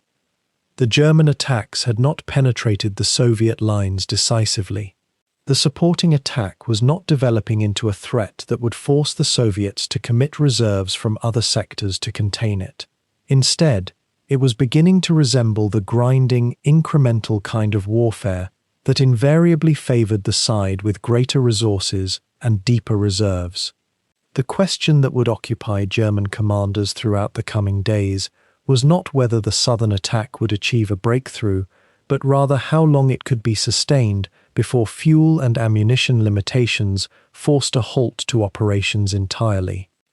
By the third day of Operation Frühlingserwachen, something had shifted in the Hungarian mud. The initial momentum that had carried the SS Panzer divisions forward through fog and smoke was beginning to dissipate, not suddenly like a dam breaking, but gradually, the way a river loses its force as it spreads across flatland. The reconnaissance reports coming back to German divisional commanders painted a picture increasingly at odds with the optimism of headquarters. What had seemed like a breakthrough was settling into something far more grinding and uncertain. The Soviet defenders, initially pushed back by sheer weight and speed, had begun to consolidate their positions with methodical efficiency. General Fyodor Tolbukhin, commanding the Third Ukrainian Front, had anticipated this offensive with remarkable precision, partly through intelligence, partly through understanding the German mind at this stage of the war. The anti-tank gun positions that had seemed scattered and improvised on March 6th were now being woven into coherent defensive lines, each gun positioned to cover the next, each with carefully prepared fields of fire. The Soviets were not attempting spectacular counterattacks. They were simply refusing to give ground easily, and in doing so, they were bleeding the German spearheads white. Consider for a moment the nature of those anti-tank defenses. The 45mm gun, aging though it was, remained devastating to the side and rear armor of advancing panzers. The 57mm gun was worse still, but more troublesome than any single weapon system was the sheer density of them, the way Tolbukhin had arranged them in depth, so that destroying one nest merely exposed the attacking formation to fire from another 100 meters back. A German panzer commander, advancing through a sector he believed was clearing, would suddenly find himself in a crossfire from positions he had not seen, and would not see until it was too late. The fog that had aided the initial breakthrough was now lifting, revealing the landscape in all its vulnerability. And beneath that landscape lay something even more insidious: mines. The Soviets had scattered anti-tank mines across the roads and likely approaches with meticulous care, and as the SS divisions pressed forward, their engineers working desperately to sweep paths through the fields, the tempo of operations began to slow almost imperceptibly at first, then more noticeably. A Tiger tank hitting a well-placed anti-tank mine could be immobilized in seconds, transformed from a formidable weapon platform into a stationary target. Even if the mine did not penetrate the thick belly armor, it could tear off a track, break a suspension component, or damage the transmission beyond immediate repair. In the mud of March, the luxury of towing vehicles great distances was non-existent. A panzer broke down or became immobilized. It became a fortress until relieved or overrun. The terrain itself was conspiring against the attackers. What had looked on maps like open ground suitable for armored advance revealed itself, once crossed, to be a network of drains, irrigation ditches, and sudden soft patches where the frozen crust gave way to glutinous mud beneath. The soil of the Trans-Danubian plain, never truly solid in spring, was becoming progressively worse as the sun climbed higher each day and the winter slowly released its grip. Panther tanks, formidable machines in their design, were sinking into ground that had seemed firm enough an hour before. Tank crews reported increasingly that they could not traverse steep sections without risking getting bogged. The weight that had seemed such an advantage in February now felt like an anchor. By March 8th and 9th, the third and fourth days of the offensive, the advance of the 1st SS Leibstandarte Adolf Hitler, which had fought so hard in the initial breakthrough, was measured in kilometers per day, where it had been promised a penetration of tens of kilometers. The division's command post, constantly moving but never truly in control of the situation, was receiving increasingly urgent reports from company and battalion level. Fuel consumption was running higher than anticipated, partly from the heavier resistance, but partly from the constant strain on engines pushing vehicles through increasingly difficult terrain.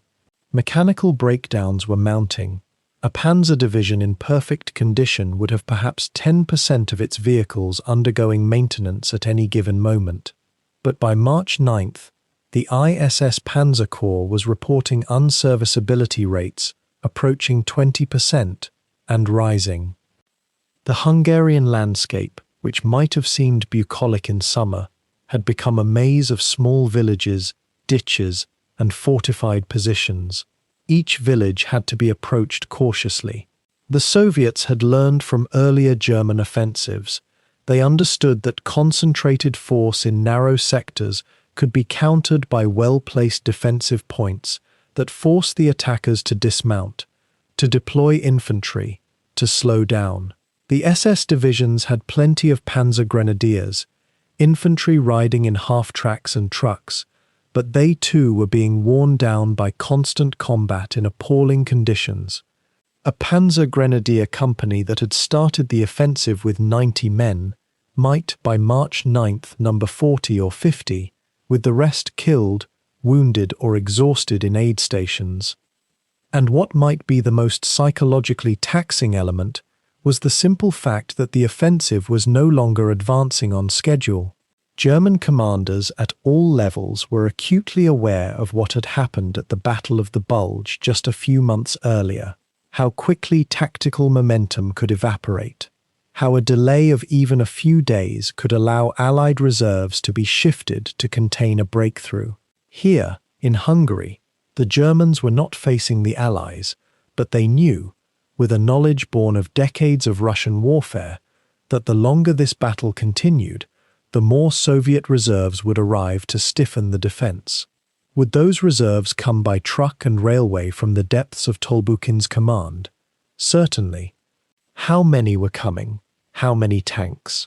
How many fresh infantry divisions?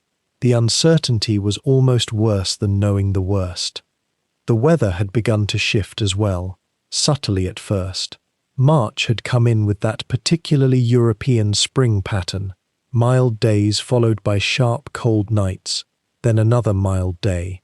The ground had frozen and thawed and frozen again, but by March 8th and 9th, the thaws were beginning to dominate the pattern. The roads were becoming rivers of mud. Tank recovery vehicles, already overwhelmed with breakdowns, were themselves getting stuck trying to retrieve bogged tanks. Supply lines were stretching across terrain that was turning to slop. A truck that might have made a supply run from a railhead in 6 hours under winter conditions was now taking 10 or 12 and arriving with half its cargo still clinging to the sides of the vehicle. The men at the front were not starving, but they were not eating well, and they knew the difference.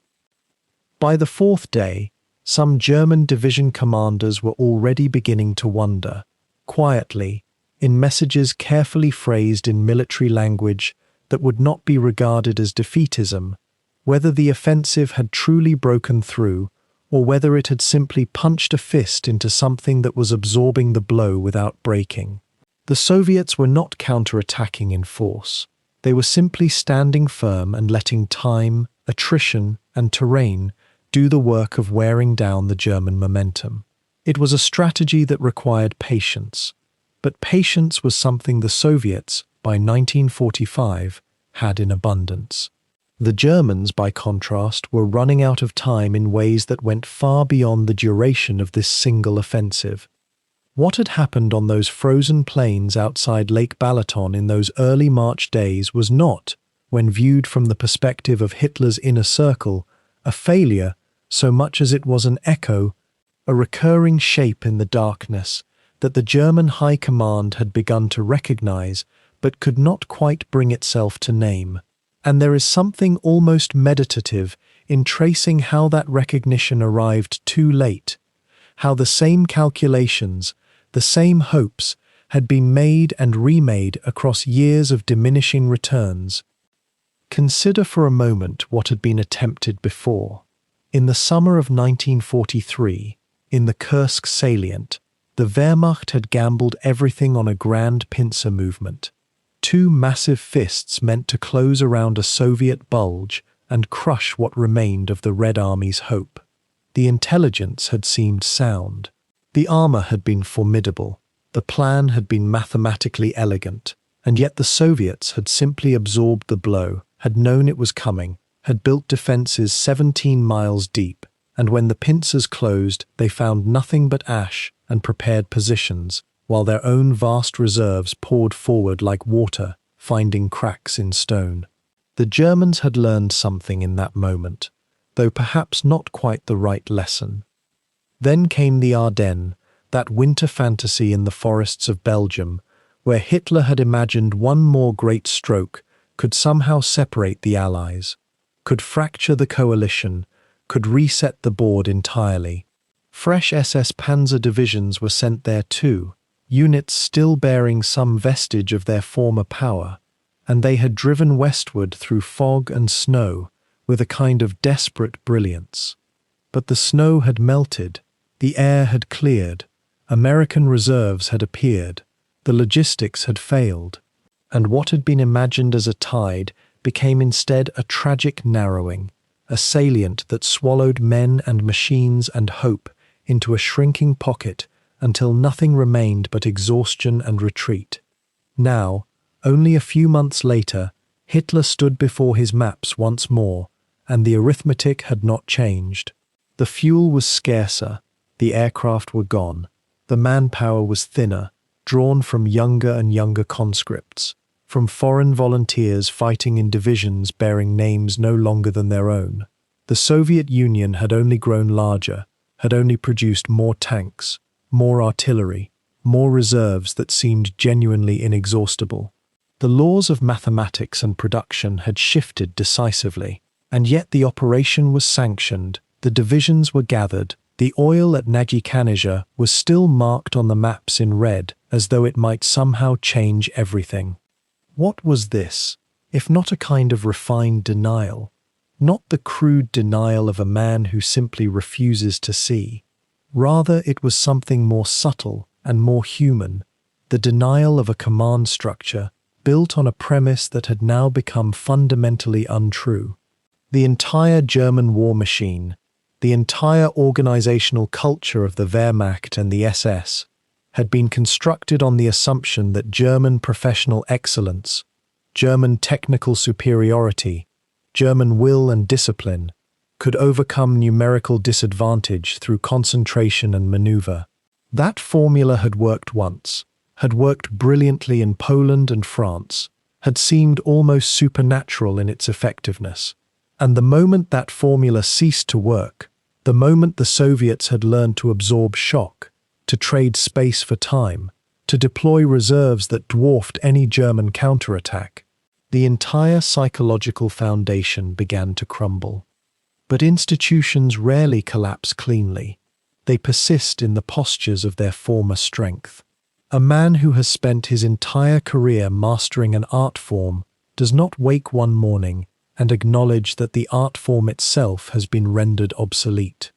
Rather, he tells himself that perhaps the technique needs refinement, perhaps the concentration could be deeper, perhaps, with just one more application of the old formula, with just one final, perfectly executed blow, the magic might return. This is what was happening in those planning rooms where Operation Frühlingserwachen was born. There was a kind of muscle memory at work, the same process that had preceded Kursk, that had preceded the Ardennes. Identify a weakness, concentrate superior force at the decisive point, break through, exploit, pursue. It was all there in the operational orders, flowing as naturally from the minds of German staff officers as breathing itself. What was absent was any serious calculus of what would happen afterward, of how the Soviets might respond, of how the battle might look when viewed not from Hitler's private study, but from the mud itself, where exhausted men were about to discover that the tank beneath them would run out of fuel before the battle was won, where anti-tank guns would be emplaced in layers by an enemy that had learned to trade casualties for the preservation of momentum. The psychology of this final German offensive was thus a meditation on repetition itself, on how organizations and powerful men cling to blueprints that have begun to fail. It was not madness, though it might appear so from our comfortable vantage point. It was something perhaps more poignant, the attempt to will into existence a version of the world that was rapidly ceasing to be possible. The fuel situation was desperate, yes, but perhaps with the Najikanizha fields captured, that could be solved. The Soviets outnumbered the Germans, yes, but perhaps if the attack came with sufficient speed and surprise, the sheer momentum could carry the day. Each objection could be countered with a conditional, if only this, if only that, until the entire operation became a structure of hopes and assumptions balanced precariously atop an increasingly fragile foundation. And as the divisions moved toward Lake Balaton, as the mechanics made final adjustments to engines already worn beyond the edge of reliability, as young men wrote final letters home, though they did not yet know those letters would remain unfinished, this psychology remained unbroken. The orders were clear, the objective was coherent, the maneuver was imaginable, that it was also, from every rational perspective, the last gasp of a dying power. This truth had not yet fully penetrated the consciousness of those who still held the power to issue commands. The morning of March 6th would come cold and misty, as such mornings do, and with it would arrive an answer to a question that had been asked and answered repeatedly across the long agony of the Eastern Front. But even as the fog lifted and the Soviet anti-tank guns began their work, even as the first mechanical failures rippled through the panzer columns, even as it became clear that this too would not work, the question itself would not be abandoned. It would simply be postponed, transformed, asked again in new forms in new places, until there were no more places left, and the only remaining hope was that somehow, through force of will or historical justice, or some intervention not yet visible, the course of events might still be bent toward a conclusion more favorable than the mathematics suggested. As the days pressed forward, and the SS Panzer spearheads found themselves grinding to a halt against the Soviet defenses that simply would not yield, a darkening rage began to gather in the Führerbunker, far away in Berlin. Hitler, who had staked so much on this operation, not merely strategic reserves and fuel that the Wehrmacht could ill afford to squander, but his own remaining credibility as a military commander, received reports that his most celebrated divisions were failing to deliver the swift breakthrough he had promised himself. The Leibstandarte Adolf Hitler, the very unit that bore his name, the one that had earned its fearsome reputation across years of desperate fighting, was bogging down in the mud and minefields around the Savise Canal. Its advance measured now not in kilometers, but in yards bought at terrible cost. The contradiction between Hitler's expectations and the reality unfolding on the Hungarian steppes seemed, to those around him, to produce an almost physical effect on his diminishing frame.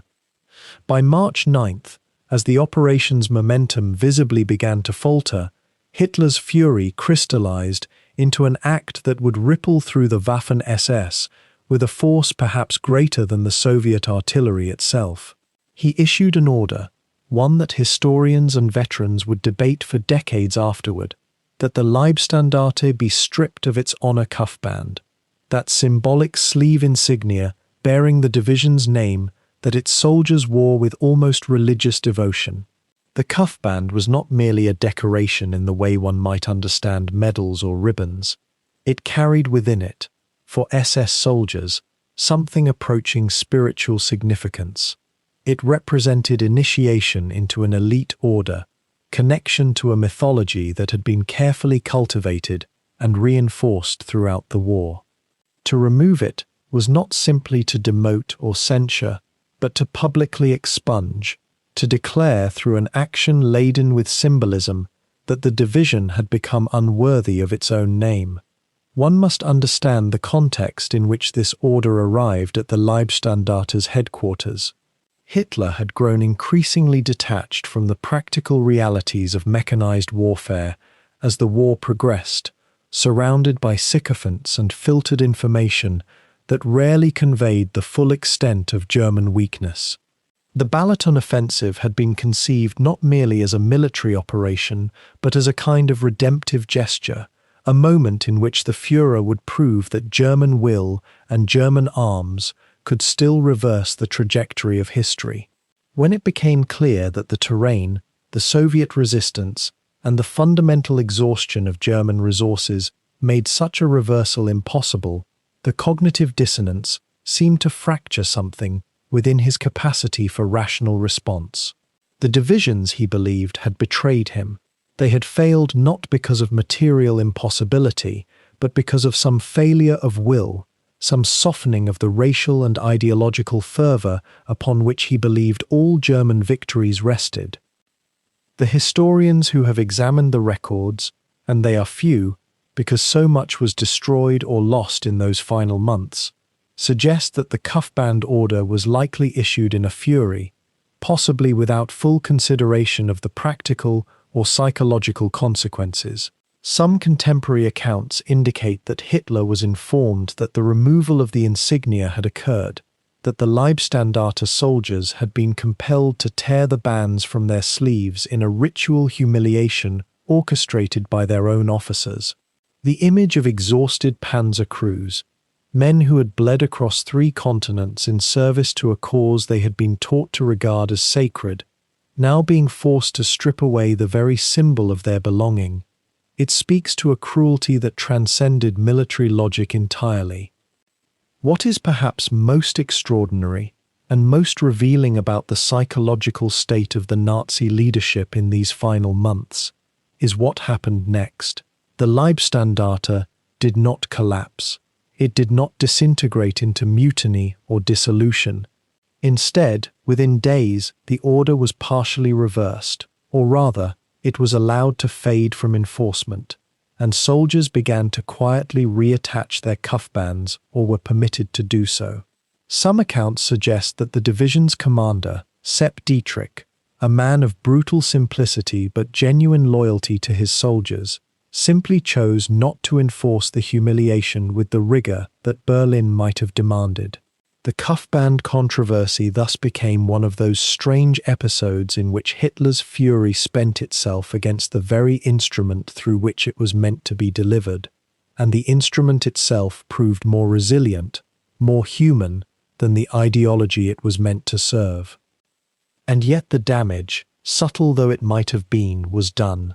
The order itself, regardless of its enforcement, represented something crucial about the state of German command in these final phases. It demonstrated that at the highest levels, there was no longer any space for the frank discussion of what was and was not militarily possible. It showed that failure could only be interpreted as betrayal, as weakness, as some form of ideological contamination. For the soldiers in the field, and there were many who heard of the order, or learned of it in whispered conversations as news traveled through the ranks with the speed that military gossip always achieves, it carried a message that their sacrifice was being evaluated not against the objective reality they faced, but against an imagined standard of perfection that no human force could meet. The morale effect of such knowledge, one might reflect, likely caused more damage than any Soviet anti-tank gun. The Leibstandarte would continue to fight for another month in the Balaton sector. It would take further losses, abandon more vehicles to mechanical failure and fuel shortage, retreat through the same muddy landscape it had tried to conquer. But the psychological wound opened by the cuffband controversy, the public declaration of shame from the command that had shaped these men's entire military identities, that wound would not heal. It contributed, in ways both obvious and subtle, to the peculiar demoralization that would begin to characterize the final SS units as the war entered its last gasping months.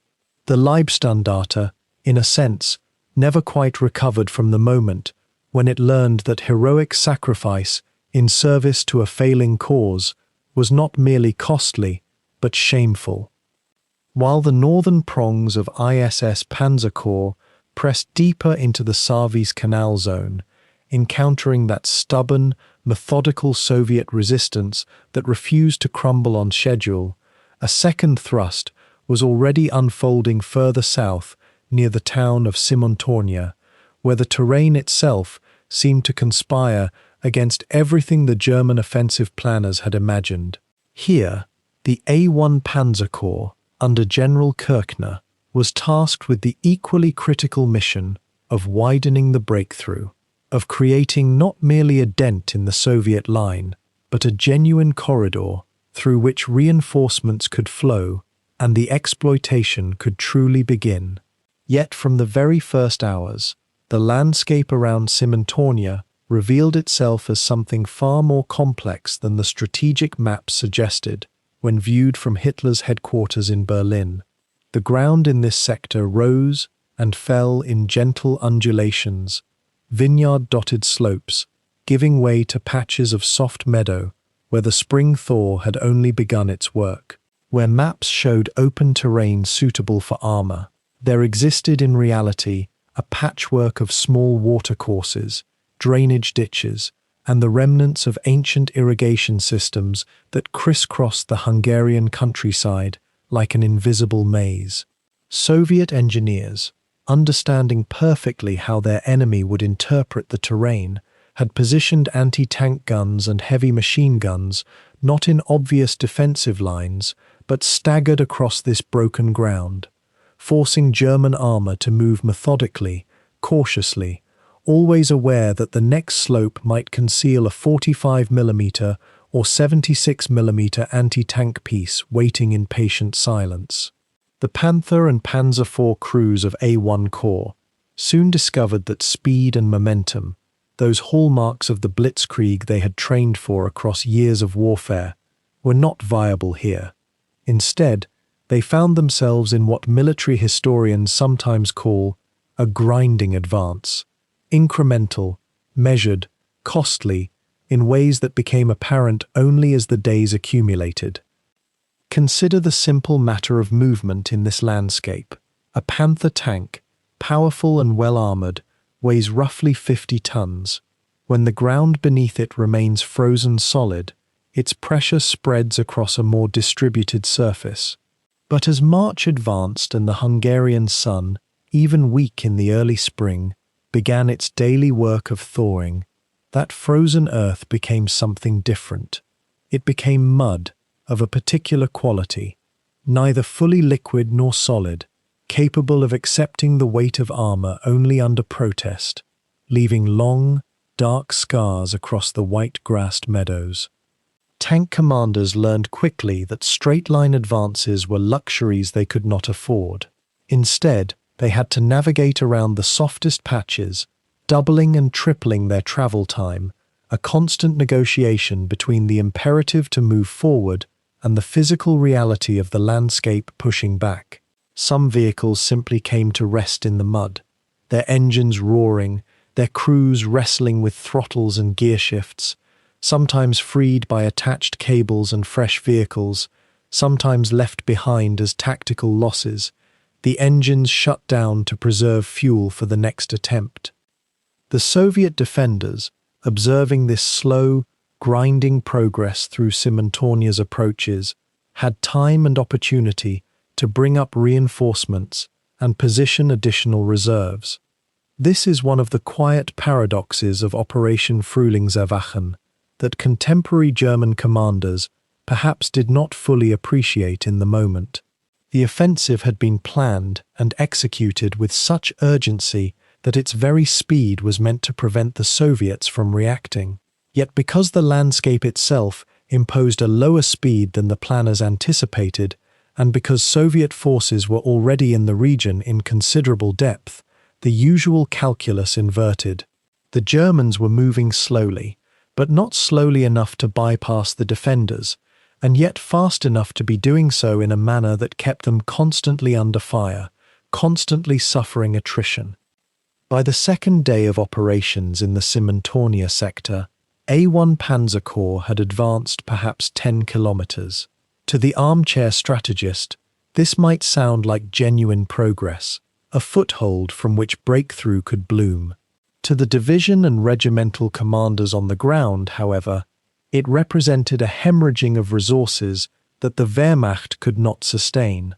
Each kilometer forward cost vehicles destroyed or damaged beyond immediate repair, cost ammunition that could not be replaced, cost fuel that was already in critically short supply.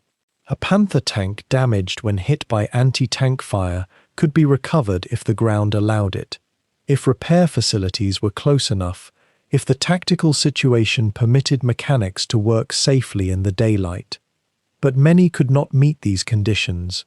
Many were abandoned, their crews limping toward the next position, their machines left to the thawing mud as monuments to attrition.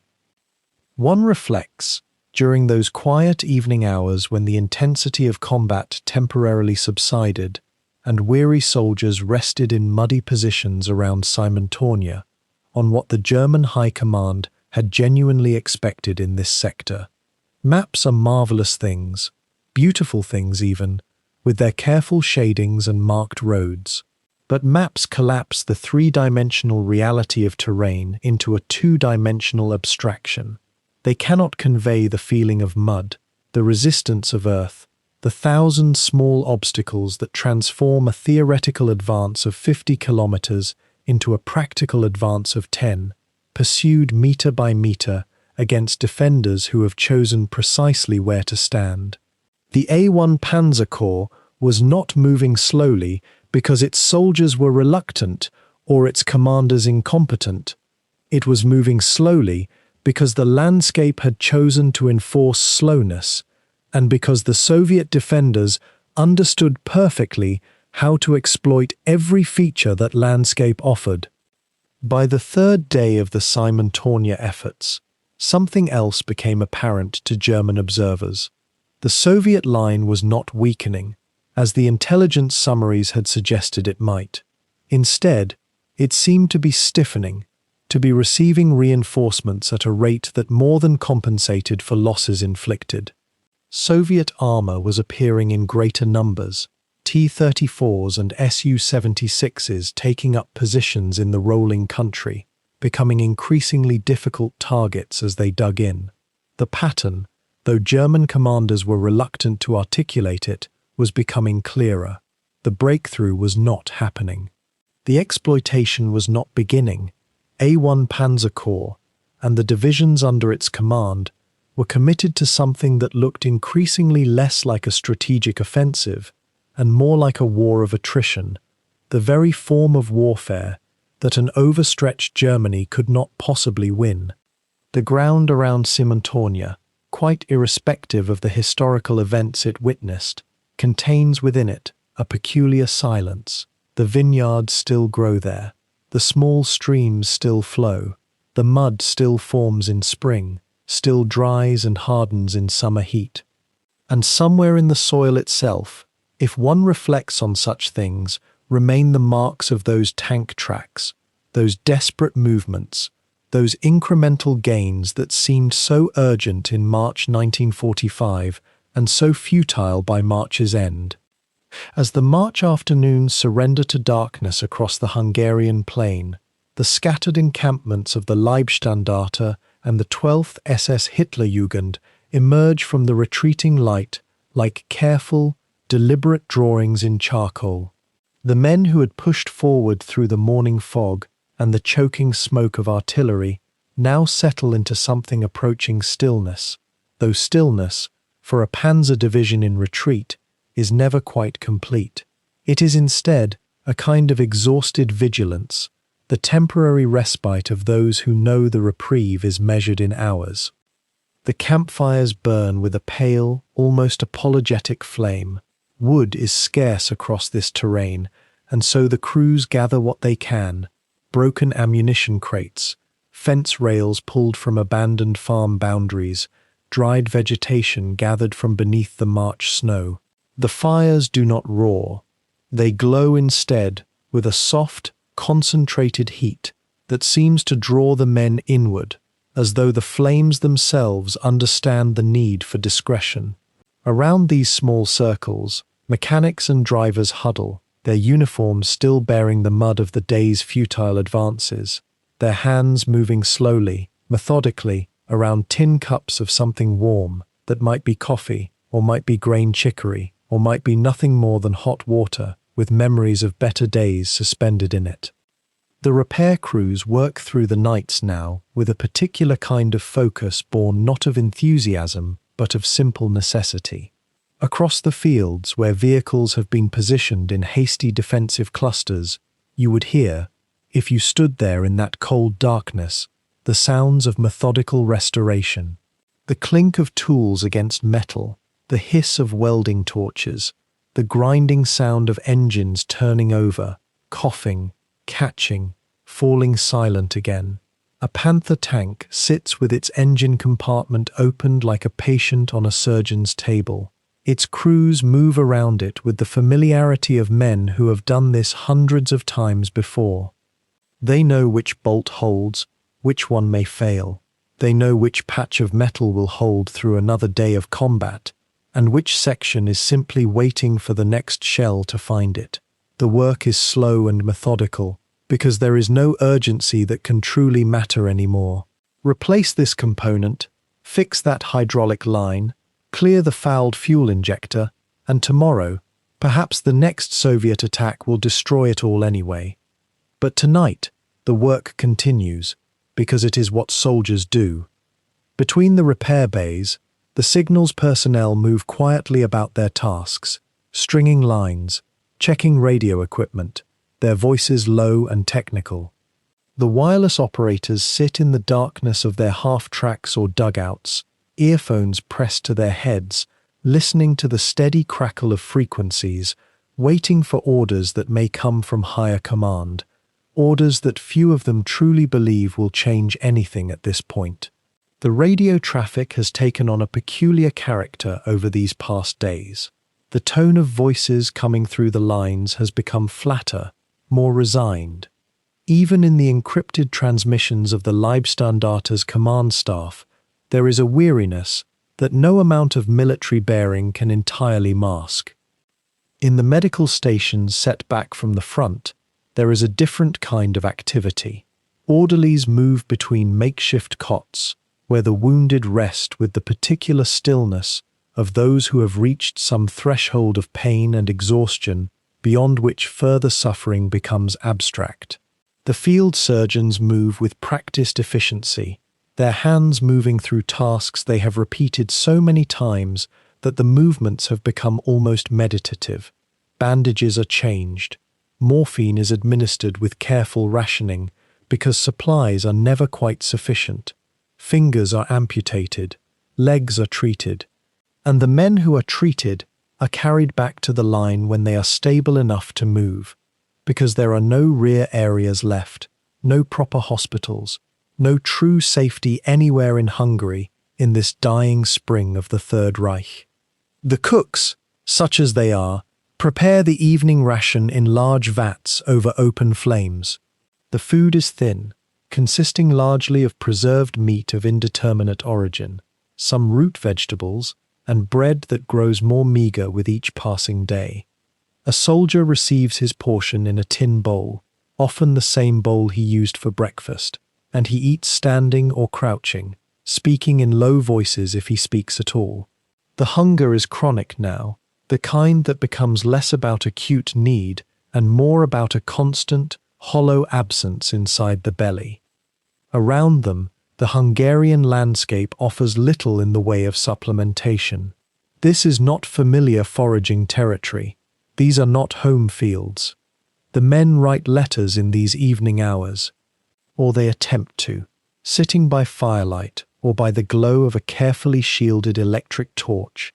They compose words on paper that is thin and precious, words meant for families in Germany who will perhaps never read them if the writer falls tomorrow, and many know this probability with a kind of clear-eyed awareness. The letters are careful, they speak of the weather, they ask about people at home, they express hope that is entirely hollow, written because the alternative, silence, despair, cannot be committed to paper. These men are young, many of them teenagers in the 12th SS, and their youth makes the falseness of hope even more poignant, even more necessary. As the night deepens, there is a quality of sound that settles across these encampments. The ambient noise is different from the daylight hours. The distant rumble of Soviet artillery continues, but it has taken on a more distant, almost rhythmic quality in the darkness. A sound you stop hearing after a certain point because your mind learns to categorize it as permanent, like the breathing of the land itself.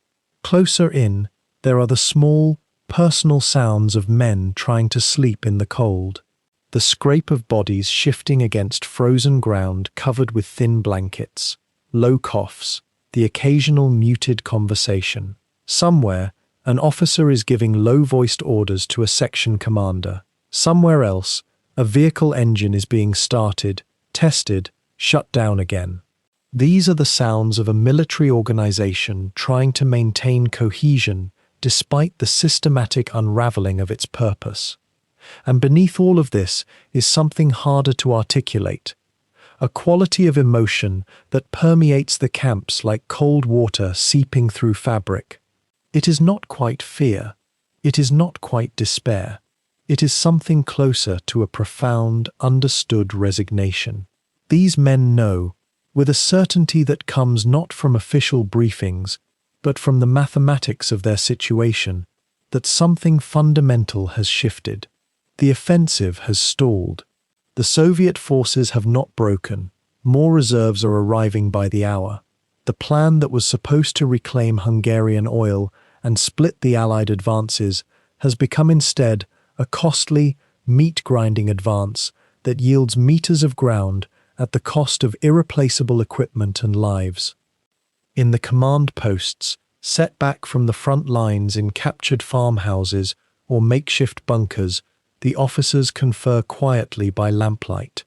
Maps are studied, reports are compiled, casualty figures are written down in ledgers that will eventually become history. The divisional commanders know what their superiors in Berlin refuse to accept, that this operation has already failed, that it is now simply a matter of how much longer it will be allowed to continue before the inevitable order to pull back arrives. Some of them have already begun to think about the withdrawal, about how to preserve their remaining armor, about the mathematics of how many men they can save when the collapse comes. This is not defeatism, in their minds. It is simply realism. It is the perspective of men who have seen 3 years of Soviet offensives and who understand, with a terrible clarity, what Soviet tactical victory looks like. The night temperature drops further. The mud that made the day's advances so difficult begins to freeze again, creating a surface that is easier for vehicles to cross, but more treacherous for men on foot. Inside the tanks, crews settle into sleeping positions, arranged like human puzzles, bodies folded into spaces never meant for comfort. The tank holds heat, at least, and this is a privilege, a small, warm cave of metal and history in the enormous cold of the Hungarian landscape. A gunner sleeps with his head resting against the breech block. A driver closes his eyes with his hands still on the steering levers, his muscles remembering the movements of the day. Above them, somewhere in the darkness, the turret traverses slowly as the loader keeps watch, watching for lights or movement or any indication that the next Soviet attack is beginning. And through all of this, through the repair work and the letter writing, the cooking and the quiet conversations, the maintenance of military form in an age when that form is beginning to lose its meaning, there persists a particular kind of dread that is almost impossible to name. It is not the sharp fear of imminent combat. It is something slower, more invasive. It is the dread of men who sense that they are not merely losing a battle, but losing history itself, that the machinery they serve is grinding toward its final moment, and that nothing they do in these cold March nights will alter that trajectory. The fires burn, the repairs continue.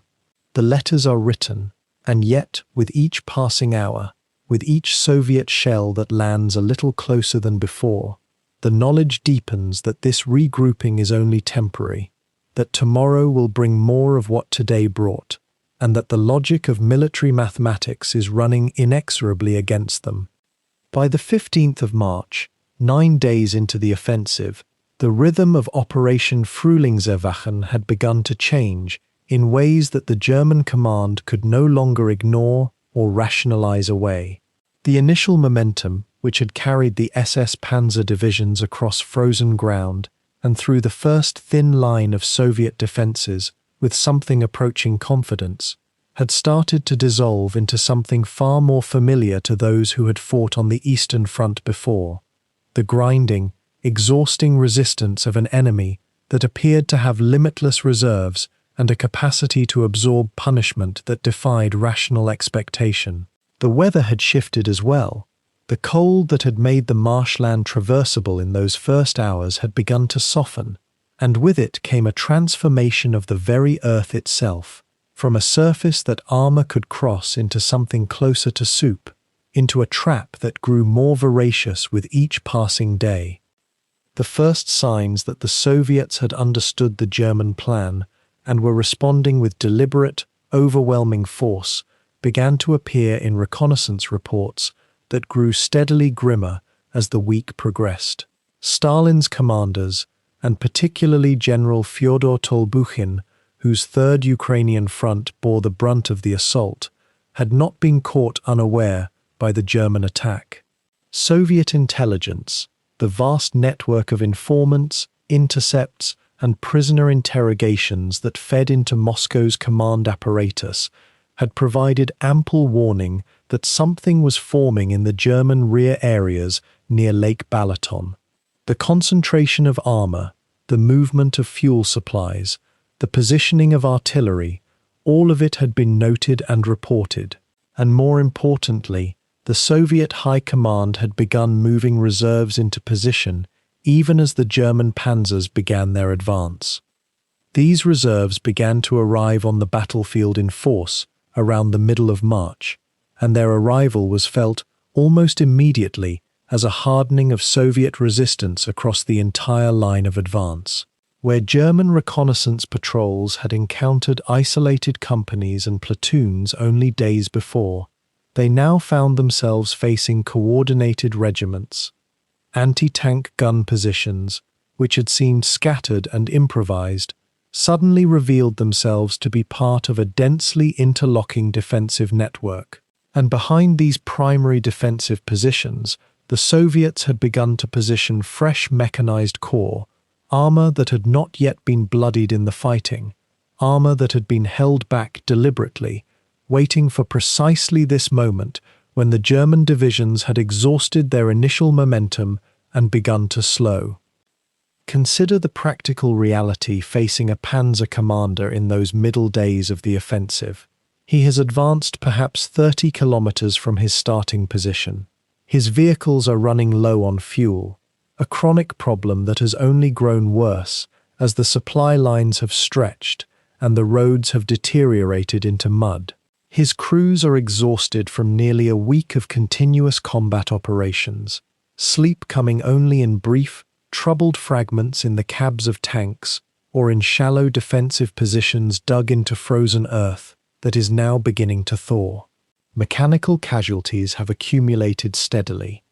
Every panzer that breaks down, every half-track that throws a track and cannot be recovered, represents a permanent loss in a war where Germany no longer has the industrial capacity to manufacture replacements at the rate they are being consumed. And now, reports are coming in from all along the line, large Soviet mechanized formations moving into position from the northeast, arriving from reserves held near the Romanian border, units that appear fresh and well supplied and seem utterly intent on stopping the German advance cold and then driving it back the way it came. The German offensive had been designed with the assumption of rapid success, of the kind of breakthrough that would have been possible in earlier years on the Eastern Front, when Soviet forces were less well organized, less well equipped, and less well commanded. It was predicated on the idea that sheer audacity, concentrated force applied at a single point, and the operational flexibility of the SS Panzer divisions would be enough to achieve objectives before Soviet reserves could be brought to bear. But that calculus had changed. The Soviets, by the spring of 1945, had learned the lessons of 4 years of warfare on this vast front. They had learned how to recognize a German attack before it began. They had learned how to respond with reserves positioned precisely where they would be needed. And they had learned, most importantly, how to absorb an initial German advance and then overwhelm it with superior numbers and superior logistics. The breaking of German momentum was not dramatic. There was no single moment of catastrophic collapse. Rather, it was a gradual, almost imperceptible shift in the character of the fighting. Progress that had been measured in kilometers per day slowed to kilometers per week. Advances that were measured in gains across entire defensive sectors became advances measured in the capture of a single village, in the overrunning of a single anti-tank gun position. And with each day that passed, the German divisions found themselves facing not the same Soviet defenders they had encountered on the 6th of March, but rather an enemy that seemed to grow stronger, more numerous, better organized with each passing dawn. The SS Panzer divisions, for all their reputation and despite the exhausting efforts of their crews, simply did not have the numerical superiority necessary to overwhelm this mounting Soviet presence. And more crucially, they did not have the fuel to maintain the pace of operations that would have been necessary to achieve breakthrough before Soviet reserves could consolidate a new defensive line. It is perhaps worth pausing here to consider what this moment felt like to those experiencing it, not in broad strategic terms, but in the immediate, visceral reality of the battlefield. For a panzer driver navigating through churning mud in near-zero visibility, concentrating on following the vehicle ahead, trying not to think about mechanical failure, the larger strategic picture is almost irrelevant. All that matters is the next few hundred meters, the next hour, the next order. Yet somewhere in the consciousness of the division commanders, the corps commanders, perhaps even in Hitler's increasingly desperate calculations in his Berlin bunker, there was a growing awareness that something fundamental had shifted. The last great German offensive of the war was already becoming the last great German retreat of the war, a transition that was about to accelerate dramatically in the days immediately ahead. While the SS Panzer divisions were consolidating their meager gains and exhausting their fuel reserves in the marshland around Lake Balaton, something far more deliberate was taking shape on the Soviet side of the front lines. Marshal Fyodor Tolbukhin, commanding the Third Ukrainian Front, had already begun preparing not merely to contain the German offensive, but to transform the battle into something the Wehrmacht could never have anticipated. You might wonder what separated a merely competent Soviet commander from one like Tolbukhin, and much of the answer lay in his ability to build reserves while appearing pressed back, to extract time from desperation, to see the shape of the counter before the enemy's main blow had even landed. By March 13th, as German spearheads were faltering deeper into the Savys sector and fuel trucks were turning back empty from forward positions, Tolbukhin had already committed his first echelon of fresh mechanized corps to the northern flank. These were not the worn divisions that had been holding the Balaton line for weeks. These were units pulled back from the Romanian front, their crews rested, their vehicles largely intact, their supply lines short and organized.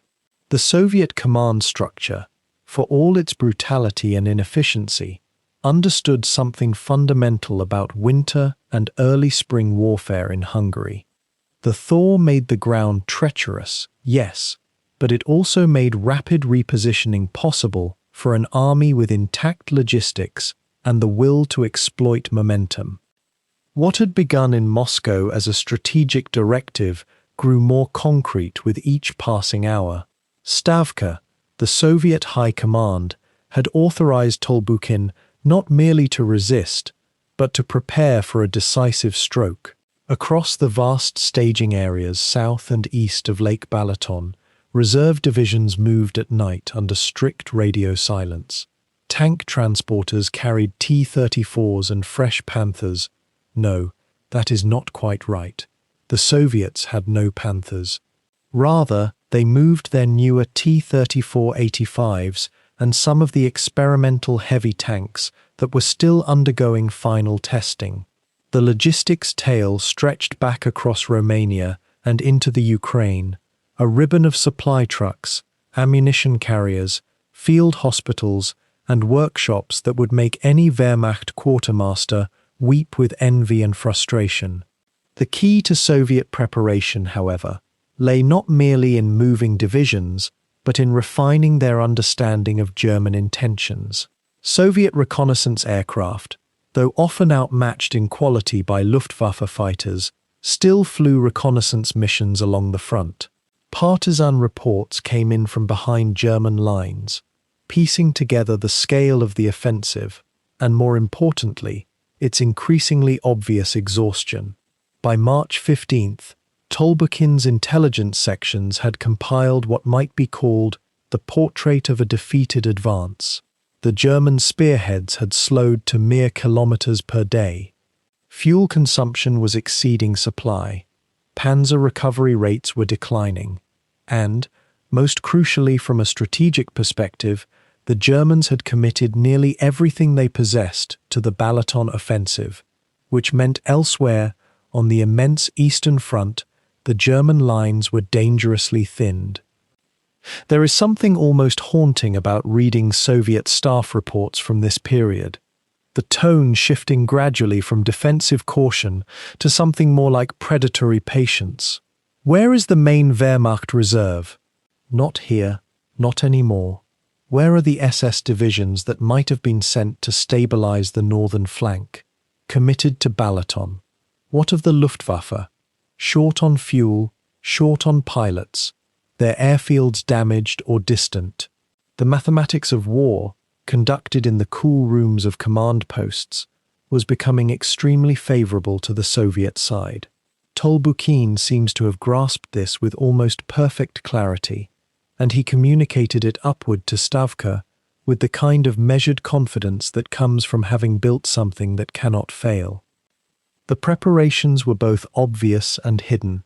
Tank columns parked under camouflage netting in forests where they would wait, their engines running periodically to keep them warm against the Hungarian spring chill. Anti-tank gun positions were constructed not hastily, but with the precision of permanent fortifications. Each gun sighted to cover approaches that German command could be relied upon to attempt. Artillery reserves were assembled in parks where their ammunition could be carefully organized and where fire plans could be triple-checked. And perhaps most importantly, the Soviet command issued orders that would define the psychological tenor of the coming counteroffensive. Units were to be aggressive, were to press without hesitation, were to assume the offensive posture from the first moments of contact. What was being constructed, though few involved in the process could have articulated it with complete clarity at the time, was the reversal of everything that had been happening since March 6th. For 9 days, the German offensive had pushed the tempo, had forced the Soviet commanders to react, had made the battle one of German initiative.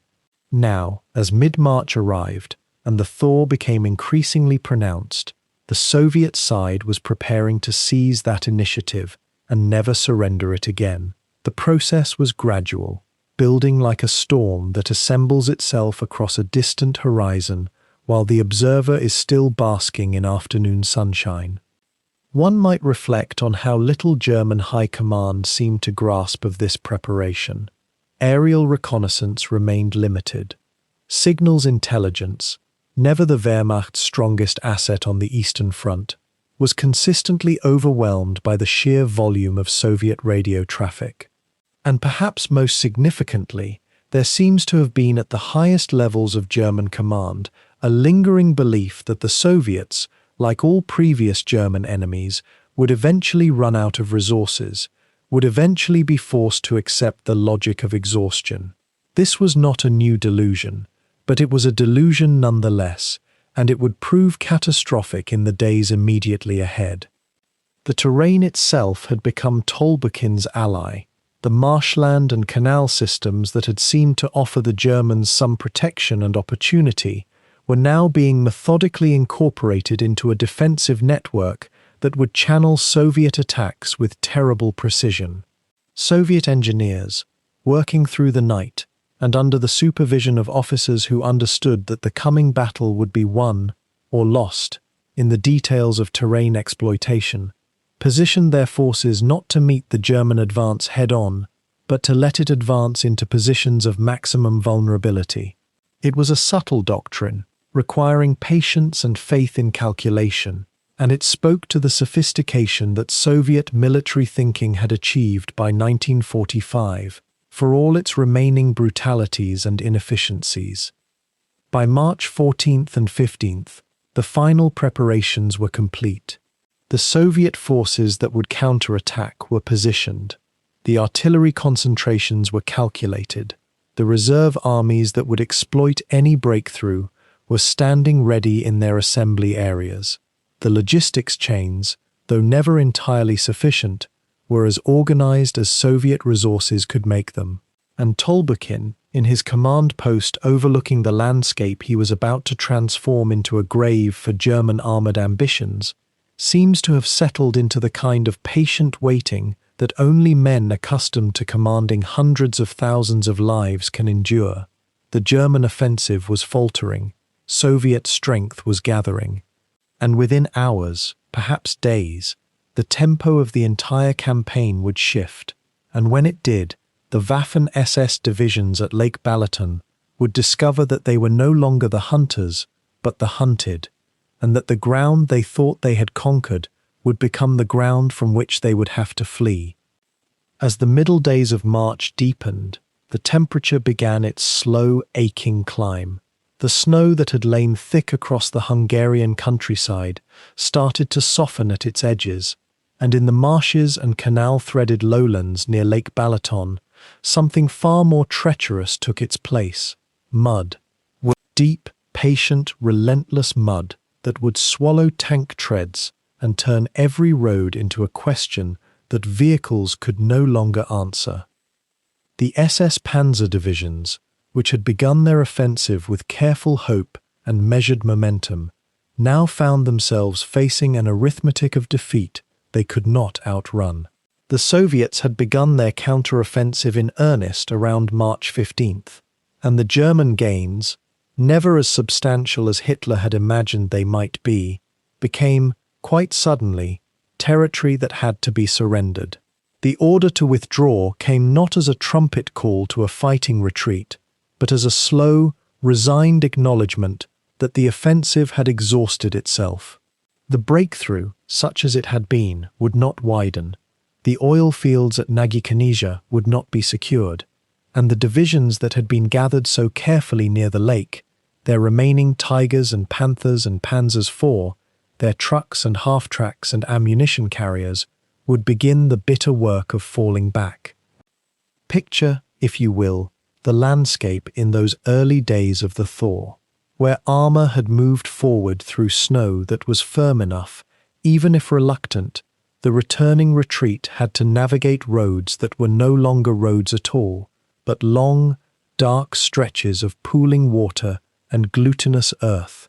The weight of a Tiger II, 70 tons of steel and engineering, was designed for the violent conquest of terrain, not for its patient navigation through conditions that turned beneath its tracks like a living thing.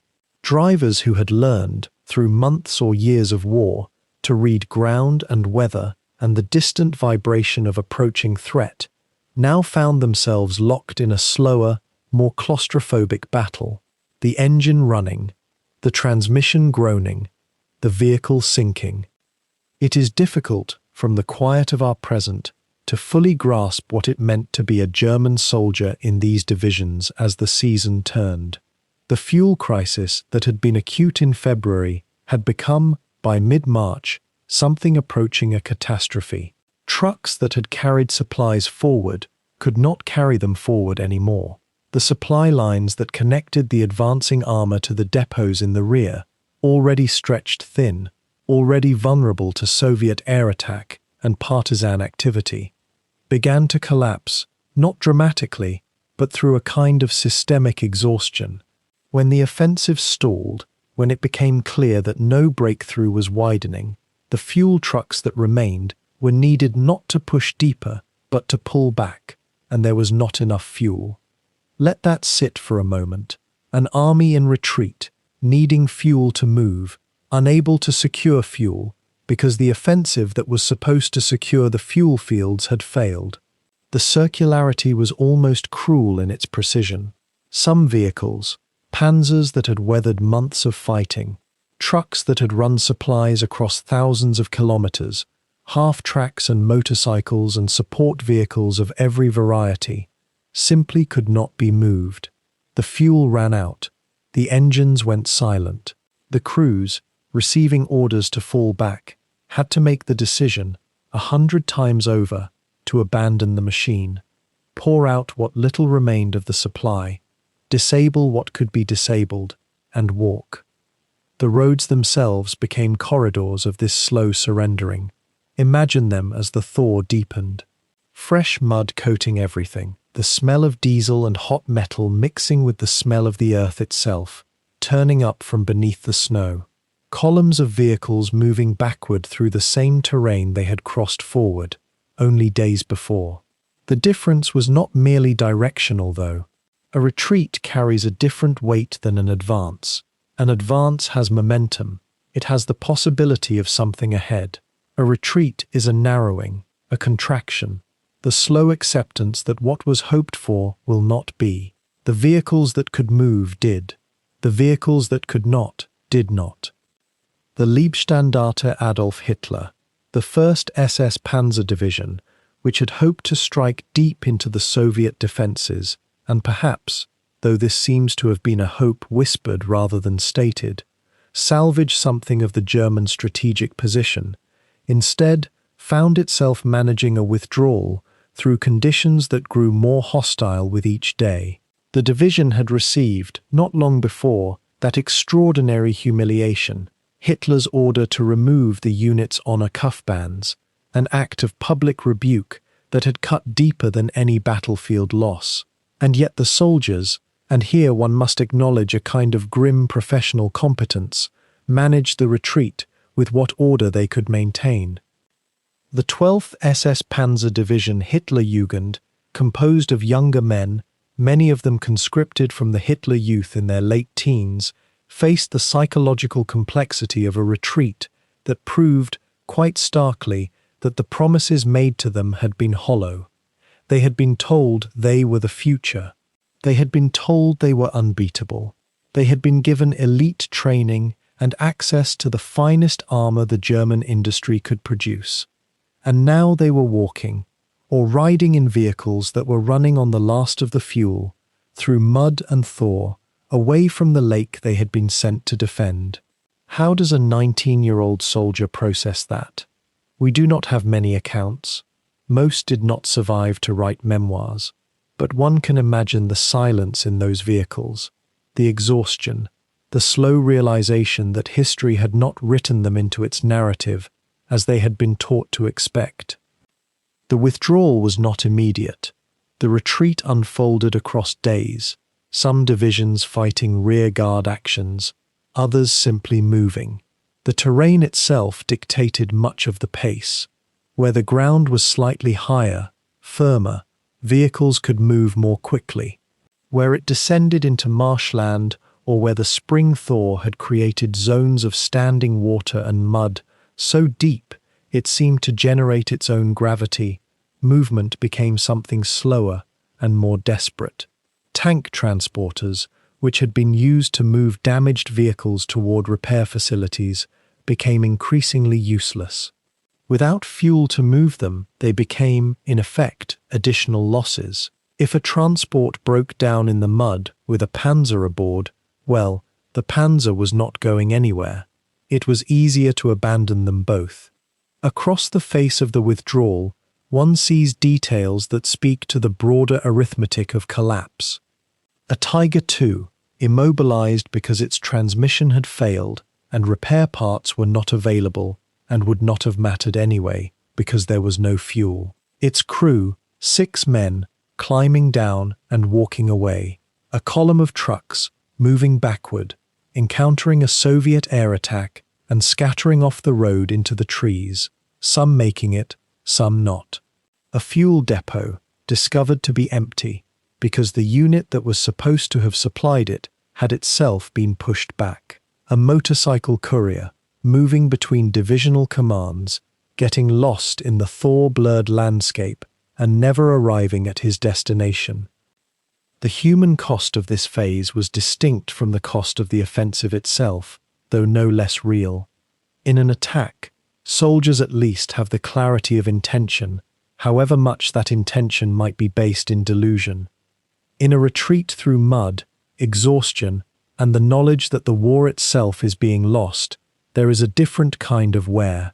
Frostbite, which had been a constant threat in the winter months, began to give way to trench foot, to exhaustion, to the simple wearing down of bodies pushed beyond reasonable endurance.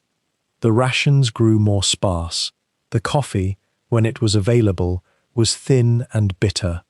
Letters from home, when they arrived at all, came from places that were themselves being threatened by the advancing Soviet armies. One reads accounts, fragmentary as they are, of soldiers who received letters from their families in regions that would, within weeks, be occupied by Soviet forces. The knowledge that you are retreating, that your family might be in the path of the advance, creates a kind of psychological vertigo that is difficult to fully imagine. And yet the retreat continued. Divisions regrouped. Commands that had been scattered attempted to reassemble. The Waffen-SS, despite its many failings, and despite the crushing weight of the crimes committed in its name, maintained a kind of cohesion during withdrawal that perhaps speaks to military training more than anything else. Units fell back in stages. Rear guards were maintained. Vehicles were loaded with the wounded when it was possible. The chaos was real, but it was not complete chaos. It was the organized chaos of an institution, however terrible, managing its own dissolution one step at a time. By the time the last SS Panzer divisions were fully withdrawn from the immediate vicinity of Lake Balaton, the landscape itself had been transformed. Where there had been tracks and formations and the organized geometry of a fighting force, there was now only the beginning emptiness of a place being abandoned. Tank ruts in the mud would fill with water over the coming weeks. Artillery positions, quickly abandoned, would fade back into vineyard and field. And the vehicles that had been left behind, that would be discovered later by advancing Soviet forces, catalogued, photographed, and eventually moved aside to make room for the next occupation, the next phase of conflict. The landscape, indifferent to all human drama, slowly subsumed the evidence of the fighting.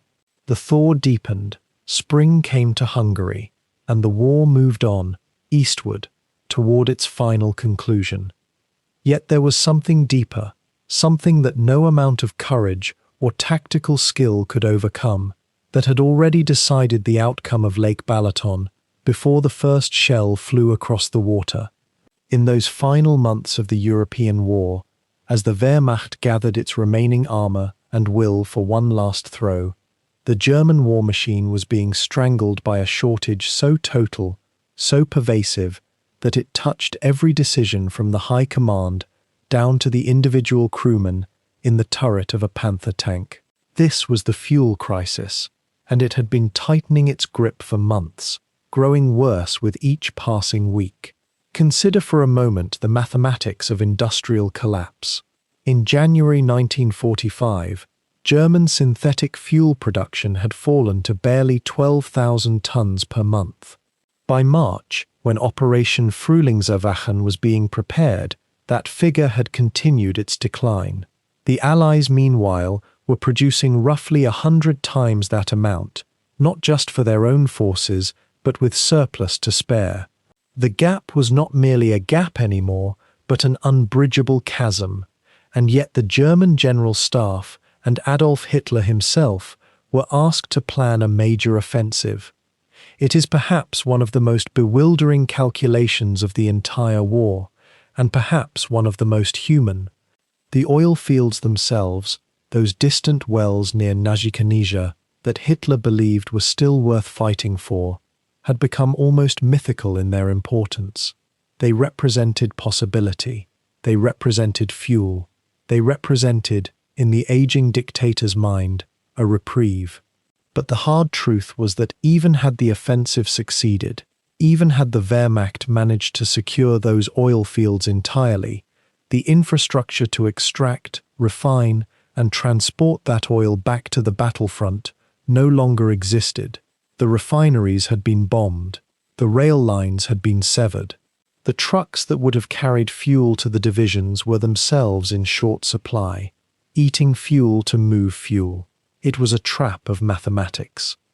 By the spring of 1945, a Panther tank, one of the finest medium tanks in the world, a machine that would have been revolutionary 5 years earlier, could travel roughly 40 miles on a full tank of fuel. The Germans had perhaps enough fuel set aside for Operation Frühlingserwachen to supply each division in its opening thrust, and then the wells would be dry. This was not a reserve. This was not a sustainable supply line. This was a gamble so desperate that it borders on the tragic. The fuel allocated to the 1st SS Leibstandarte, the most prestigious formation, amounted to perhaps enough for them to reach their first objective and then sit waiting, immobilized, for resupply that would never come. Think of the individual consequences of this shortage. A panzer crew relies not only on fuel for movement, but for the engines that power their turrets, their radios, their entire mechanical being. When fuel runs low, a tank becomes a bunker. It cannot maneuver. It cannot flee. It can only die in place. The crews knew this instinctively, even if they did not have the high command's statistical summaries. They could feel it in the rationing, in the longer waits between movements, in the way supply officers' faces had grown progressively more hollow and more desperate. The broader machine of the German army had, by this point, contracted to almost nothing in terms of its ability to wage mobile warfare. The panzer divisions that had once rolled across entire nations in weeks could now barely advance a dozen kilometers before grinding to a halt. Motorized infantry divisions had become, in many cases, foot infantry.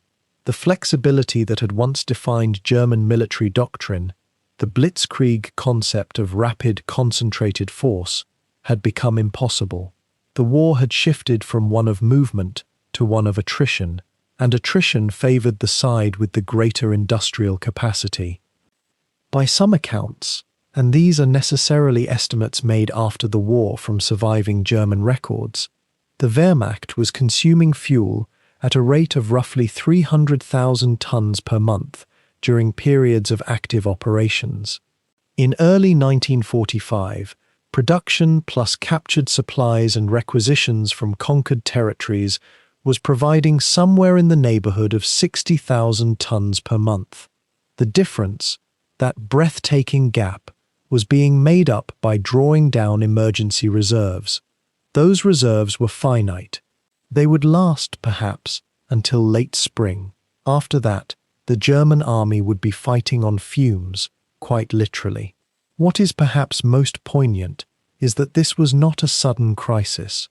It had been building for years.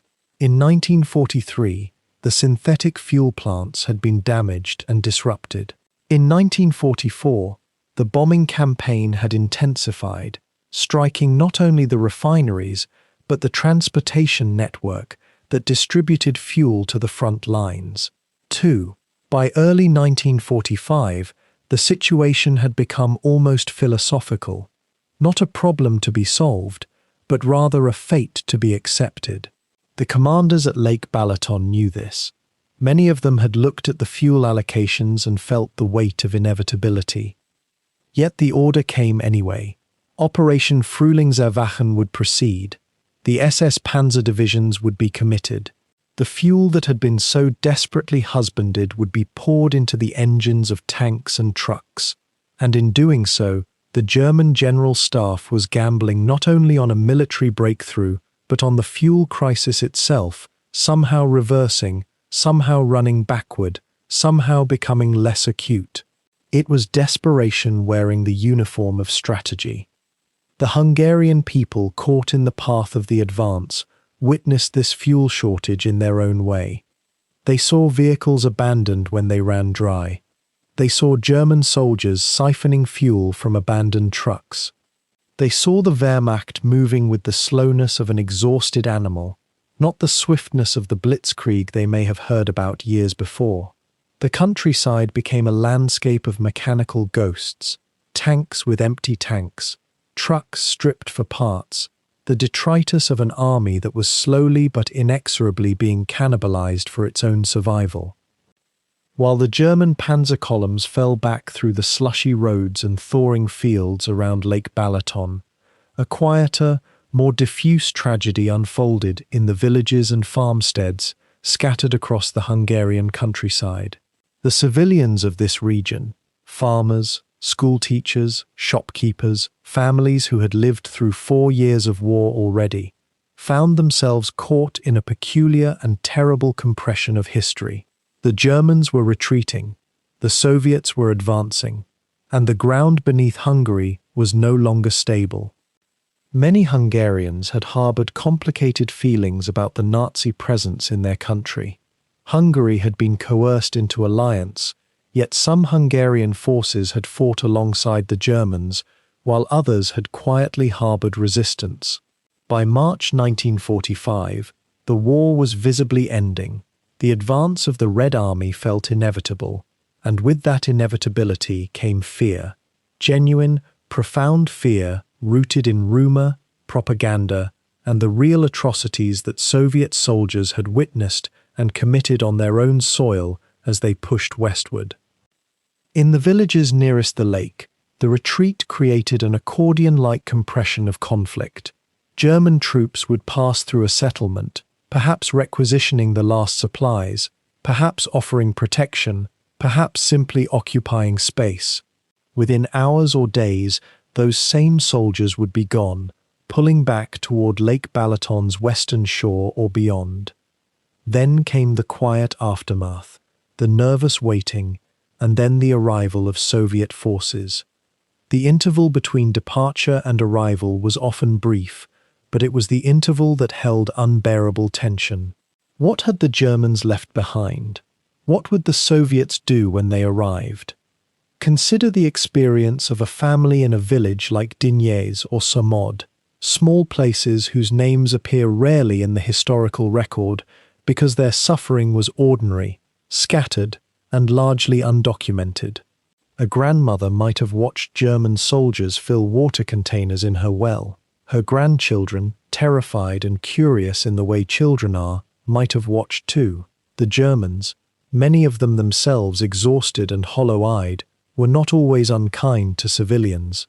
But they were desperate, and desperation erodes kindness. A cow could disappear. The last stores of grain could be commandeered. An old man who had hidden a radio might be discovered and removed, never to be seen again. Then the quiet would return, the emptiness where soldiers had been, the waiting. Some Hungarian families chose to flee. They packed what they could carry and walked westward, joining the growing rivers of displaced people moving ahead of the Soviet advance. These were courageous decisions, or desperate ones, or often both. To abandon your home and land meant uncertainty. Where could you go? How would you survive on the roads? What lay ahead? Yet to stay meant facing an army that had been brutalized by years of war in Soviet territory, that had seen unimaginable destruction inflicted on Russian soil, and that carried justified hatred toward the Germans and their collaborators. The propaganda each side deployed added layers of terror to the civilian experience. Nazi radio and German officers warned of Soviet atrocities, of rape and massacre, warnings that were not entirely baseless, though they were designed primarily to stiffen German resistance and discourage surrender. Soviet propaganda, meanwhile, had for years painted Hungarians as complicit in the invasion of the Soviet Union, which created a different but equally troubling dynamic. The civilians, listening to threats from both directions, faced an impossible moral arithmetic. What of those who stayed? The elderly, the very young, the infirm, those too rooted to their land to imagine leaving, they waited in their houses as the sound of artillery grew louder. The thaw around Lake Balaton meant mud and swollen streams, which slowed movement and prolonged the uncertainty. A woman tending her garden might hear engines in the distance. Would they come closer or fade? She did not know. At night, the sky glowed with distant fire. Occasionally, a shell would pass overhead. These were not the sounds of peace, but neither were they the direct sounds of battle. Not yet. They were the sounds of something vast approaching, of history pressing down on small lives. When Soviet troops did arrive in the villages, the encounters varied. In some places, soldiers conducted themselves with restraint, understanding that not all Hungarians had been willing allies of Nazi Germany. In other places, the weight of Soviet suffering, the trauma accumulated across years of fighting on home soil, manifested in violence.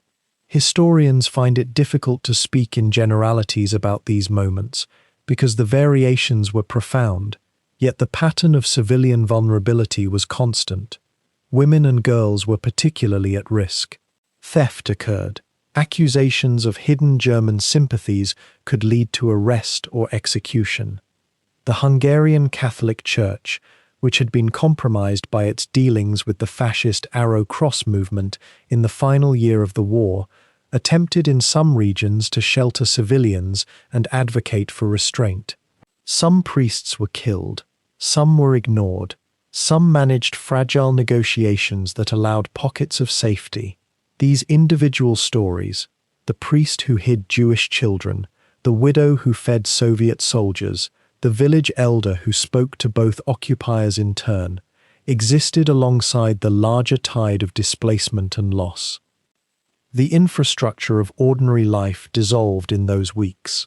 Schools ceased functioning, markets disappeared. The postal service, which had struggled even before the battle, ceased entirely. Families became isolated from one another. A son in the Wehrmacht, retreating somewhere near the lake, had no way to know whether his mother, in a village 20 kilometers away, was alive or dead. A daughter evacuated to the west could only imagine what was happening to her father's farm. These separations were not unique to Lake Balaton. They were happening across Hungary, and indeed across all of Eastern Europe. But on this particular contested ground in March 1945, they felt acute and terrible. Some civilian deaths went entirely unrecorded. A man struck by stray shrapnel near a crossroads. A child caught by accident when soldiers took shelter in a barn. An elderly person who died from shock or stress, or the simple inability of a fractured society to provide medical care. These losses do not appear in casualty figures in the way military deaths do. They were scattered, particular, often known only to families who survived them, and then remembered or forgotten according to the rhythms of private grief. The Hungarian landscape itself, those vineyards around the lake, the rolling farmland, the marshes that had frustrated German panzers, was the setting for this diffuse human catastrophe. The land itself was ancient and indifferent. It would endure. The people caught in the compression between armies in March 1945 were not so certain of their own endurance, and they were right to fear. Some did not survive the coming weeks. If one considers how many Hungarians died or were displaced as direct and indirect consequences of Operation Frühlingserwachen and the Soviet advance that followed, the number approaches into the tens of thousands. Not as dramatic as the losses of the soldiers themselves, but real nonetheless. Lived and suffered by families who had done nothing to invite this catastrophe into their home. In the decades that followed, many of these civilians' experiences were subsumed into larger historical narratives focused on military operations and strategic consequences. Individual stories were lost or absorbed, yet if one walks through villages around Lake Balaton today, one can still find elderly people whose childhood memories include the sound of tanks, the fear of the unknown, and the strange, unsettling transition from one occupier to another. These memories are personal and local, and they constitute a parallel history to the military history, no less true for being quieter and harder to hear. By March 16th, the grand vision that had sustained Hitler through the winter months had begun to dissolve like the thawing earth beneath the Panzer Division's treads. The offensive that was meant to strike decisively into the Soviet flank and secure the oil fields of Najikaneja had, across 10 days of grinding combat, achieved only modest territorial gains at an enormous cost in men and materiel neither side could truly afford to spend. The weather itself seemed to have turned against the German effort, as if the landscape of Hungary had rejected the invasion. What had been frozen ground suitable for heavy armor in early March had become a quagmire of churned mud and meltwater as warmer air moved across the lake region, transforming the very terrain into an enemy more relentless than Soviet defenses. The final push came on the 15th and 16th, one last desperate effort by exhausted commanders to wring some semblance of success from the faltering operation. ISS Panzer Corps, that proud formation that had borne the weight of Hitler's hopes, found itself not advancing, but rather holding ground against mounting Soviet pressure. The reserves that Tolbukin had marshaled in secret now moved forward with the certainty of an avalanche, 300,000 fresh troops and over 2,000 guns converging on the German salient. Can you imagine the sound that must have filled the ears of SS Panzer crews in those final days? The distant rumble growing ever closer, knowing with each hour that what had been their moment of potential breakthrough was rapidly becoming a trap from which escape would require speed they no longer possessed. By March 16th, the order came down quietly, but with unmistakable finality. The offensive was to cease. Not to pause, not to regroup for another assault, but to cease entirely. The divisions were to consolidate their positions and prepare to withdraw, though the word withdrawal was never used in dispatches, as if refusing to name the thing would somehow make it less real. The command structure understood what the men in the trenches and in the turrets already sensed in their bones, that Operation Frühlingserwachen had failed. The oil fields would not be secured, the Allied advance would not be halted, and the strategic situation on the Eastern Front, which had been deteriorating for months, would now deteriorate with accelerating speed. What did this failure mean, practically and immediately, for the vast military machine that had once dominated Eastern Europe? It meant that the Wehrmacht's last major offensive on any front had ended not in triumph, but in costly stalemate. It meant that Hitler's reserve of credibility with his generals had diminished further, worn away like the rubber treads on Tiger tanks grinding through mud. It meant that the Soviet armies could now pursue their own objectives without fear of a German knife thrust into their ribs. More concretely, it meant that the road to Vienna lay open, or would lie open once the Soviet forces regrouped and redirected their enormous energies southward. The whole axis of the war in Europe had shifted again, and this time the shift appeared irreversible. The immediate consequence unfolded across the map, like ink spreading through water. With the Lake Balaton offensive stalled and ultimately abandoned, the German armies lacked any credible means to slow the Soviet advance toward the Austrian frontier. The Soviet Third Ukrainian Front, reinforced and victorious, could now wheel southward toward the Danube. Army Group South, already depleted by the failure to achieve breakthrough, would have to conduct a fighting retreat, but a retreat nonetheless, surrendering mile after mile of Hungarian territory. Vienna itself, the heart of the German Reich's remaining ally, now seemed suddenly vulnerable in a way it had not been merely days before. For the first time in months, the Soviets possessed not just numerical superiority, but also genuine momentum and initiative, and there is no more intoxicating combination for a military force in pursuit of a retreating enemy. The strategic geometry of the Eastern Front reordered itself with startling speed. The German High Command, in those cold offices far from the mud and desperation of Lake Balaton, was forced to confront a reality they had been denying since January. There would be no stabilization of the front. There would be no strategic counteroffensive to restore German fortunes. What remained was not strategy, but rather a desperate race against time and geography, an attempt to preserve some vestige of the Reich and its territories as the Soviet tide rolled westward.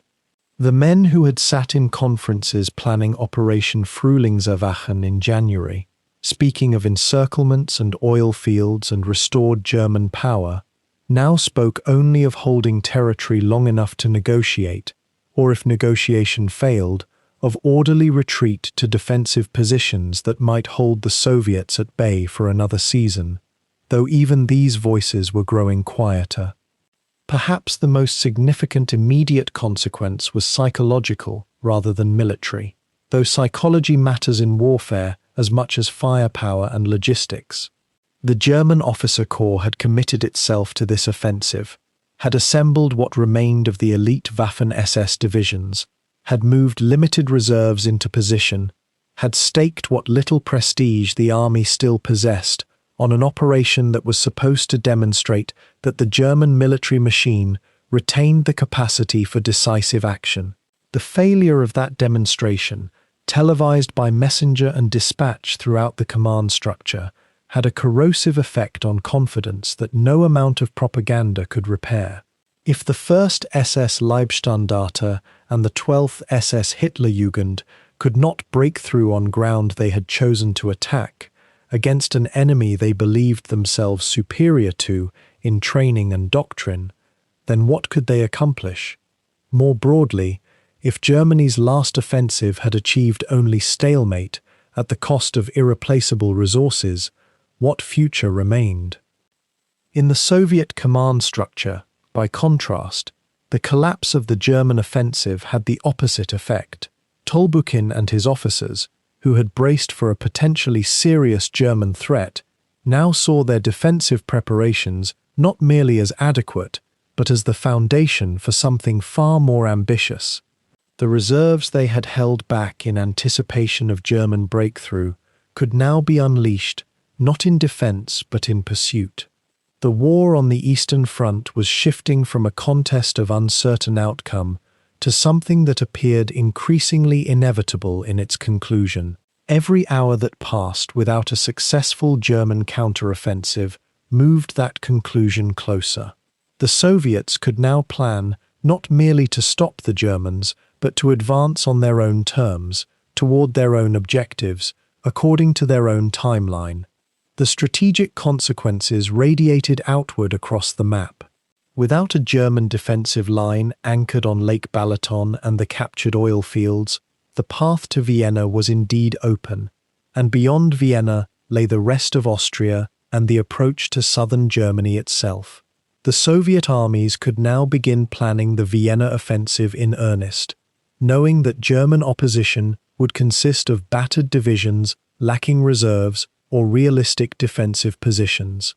The German armies that had been gathering in preparation for Frühlingserwachen would have to be dispersed, pulled back, repositioned in a desperate attempt to create some kind of defensive line, though the resources to man and supply such a line had largely been consumed in the failed offensive. It was an arithmetic of desperation, a calculation where every division committed to the last offensive was a division no longer available to defend what remained of the German Reich. By the evening of March 16th, as the fires of abandoned vehicles still burned on the Hungarian steppes and the mud of Lake Balaton began to freeze again in the cooling night air, the Eastern Front had entered a new phase. The war that remained would be shorter, more desperate, and far more terrible for those caught in its final convulsions. The German army was no longer fighting to win, or even to stalemate, though the command structure had not yet fully acknowledged this reality. It was fighting now only to delay, to gain time that might be used for negotiation, or for the preparation of defensive positions, or for any of a dozen dwindling possibilities that senior commanders discussed in hushed tones behind closed doors. The real work of retreat, of abandonment, of the loss of empire was just beginning. And it would proceed now not in the controlled manner that strategists might wish, but at the pace that an increasingly confident and mobile Soviet military would dictate. With the collapse of Operation Frühlingserwachen by the middle of March, something shifted across the frozen Hungarian plain that no amount of German will or tactical cunning could reverse. The road to Vienna, that ancient capital that Hitler had once imagined recapturing as a crown jewel of the Reich's renewal, suddenly lay open, and the Soviets were already moving toward it, with the unstoppable momentum of an avalanche that had waited months to gather its full weight. Tolbukin, the Soviet general commanding the Third Ukrainian Front, had watched the German offensive blunt itself against his carefully prepared defenses with an almost surgical precision. His artillery positions had held, his anti-tank guns had done their work. The minefields he had seeded across the approaches to Lake Balaton had claimed their machines and their men, and by the second week of March he understood that the moment had arrived. The Wehrmacht had spent its last meaningful reserves here, thrown them forward in desperation, and failed.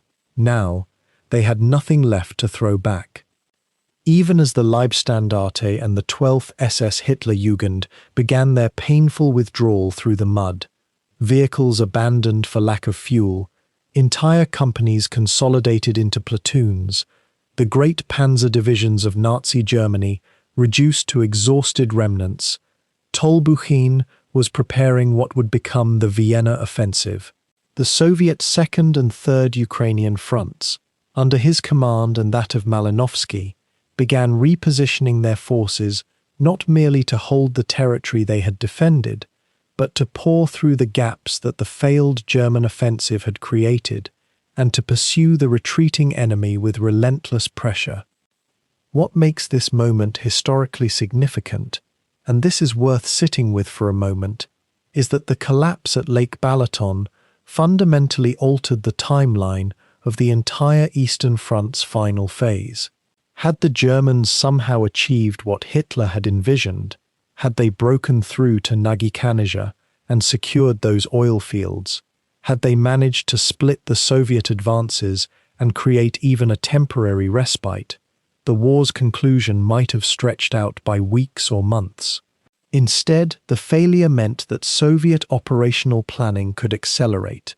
The route through Hungary toward Austria and toward the heart of what remained of German-controlled Europe lay open, and the Soviet command structures were already thinking far beyond the defensive victories they had won at Balaton.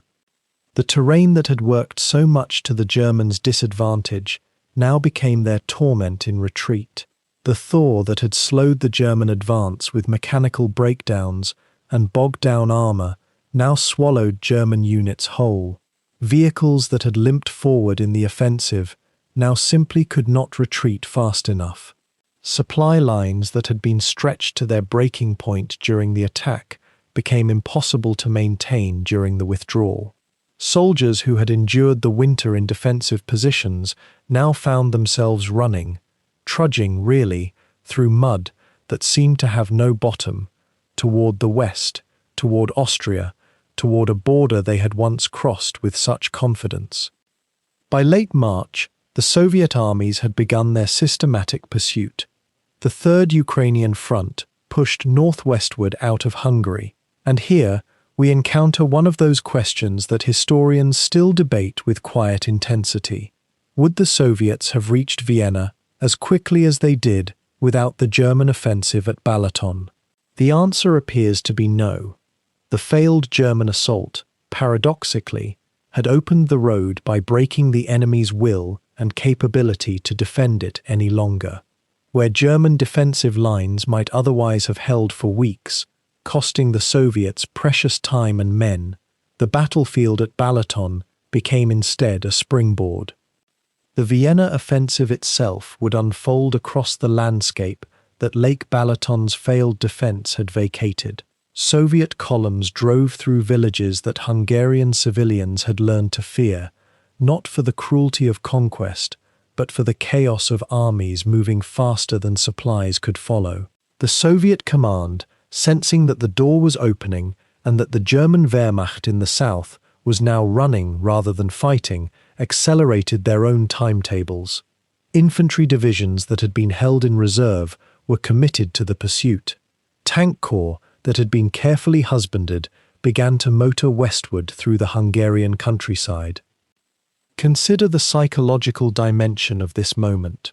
German soldiers who had been briefed that Operation Frühlingserwachen would stabilize the front, who had been told that securing those oil fields might somehow change the trajectory of the war, now found themselves fleeing into Austria with nothing to show for their sacrifice but mud on their uniforms and exhaustion in their eyes.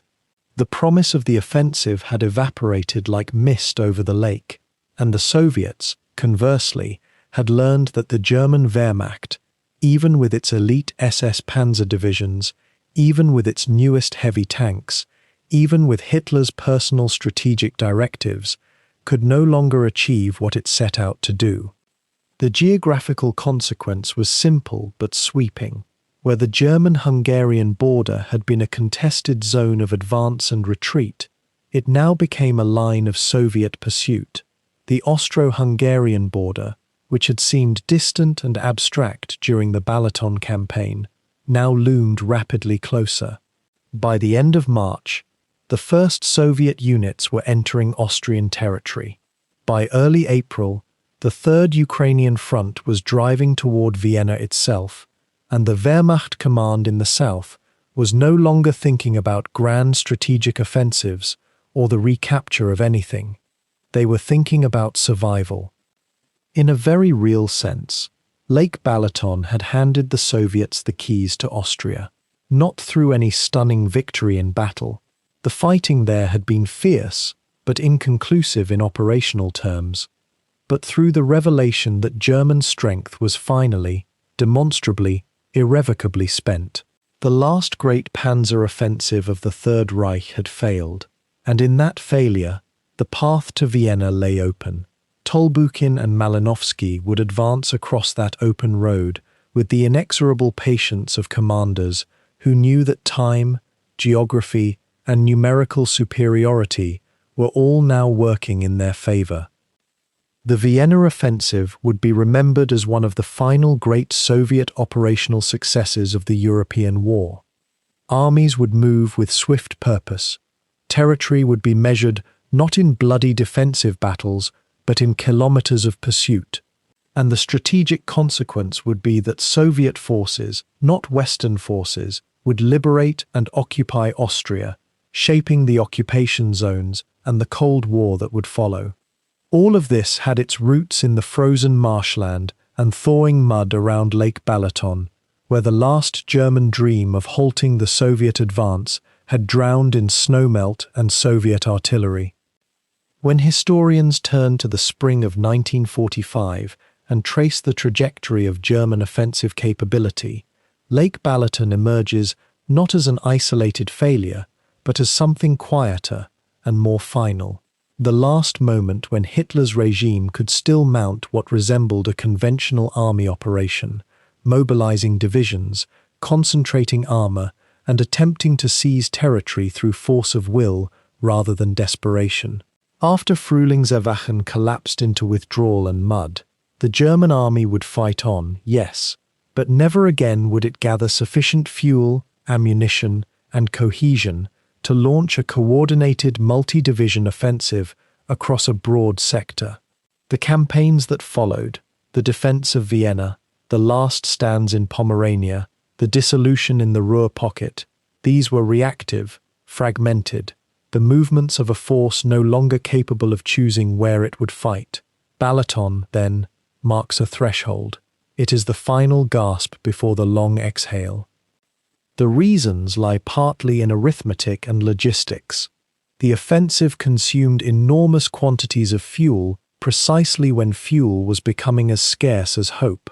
An armoured advance that might once have been sustained for weeks now faltered within days because the supply chain simply could not replenish what the engines burned.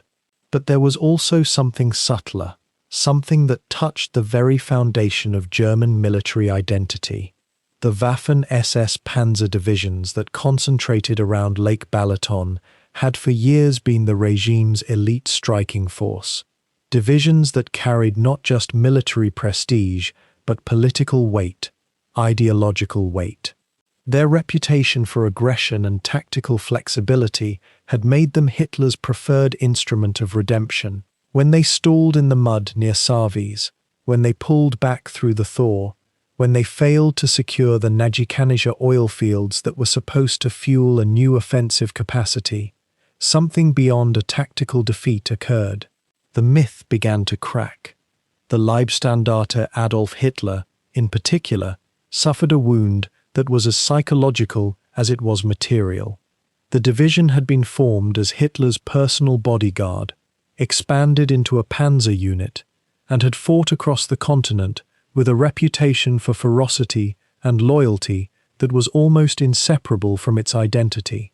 When Hitler, in his fury at the division's failure to break through, ordered the removal of its honor cuffbands, those silvered armbands that bore the unit's name, he was not simply punishing a tactical stall, he was severing, at least symbolically, the intimate bond between the Führer and what he had created as his personal instrument. The order was later rescinded, but the damage had been done. Officers and men of the Leibstandarte carried that humiliation forward, and it corroded something essential in morale that could never quite be repaired. One can almost sense the quiet shift in how men viewed their leaders, their purpose, their future.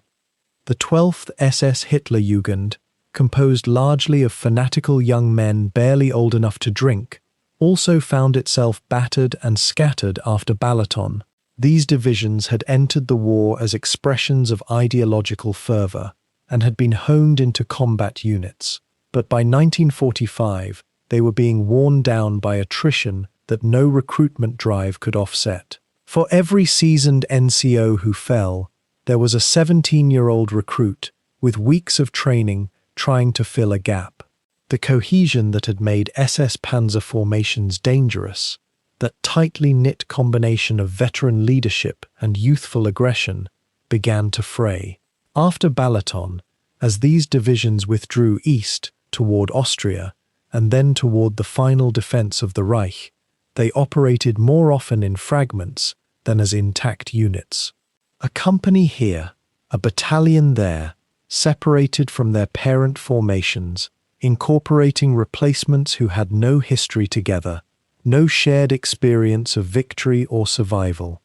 Historians have sometimes framed this dissolution as inevitable, the natural consequence of a losing war grinding toward its conclusion. But there was something particular about Balaton that hastened the process. The offensive had required enormous effort to assemble. Units were scraped together from quiet sectors, rushed by rail and motor transport to the assembly areas, integrated with replacement crews and fresh tanks. Officers who had commanded the same divisions at different points in the war had been brought back, hoping that experience and reputation could rekindle the old aggression. For a moment, it seemed possible. The concentration of armor was impressive.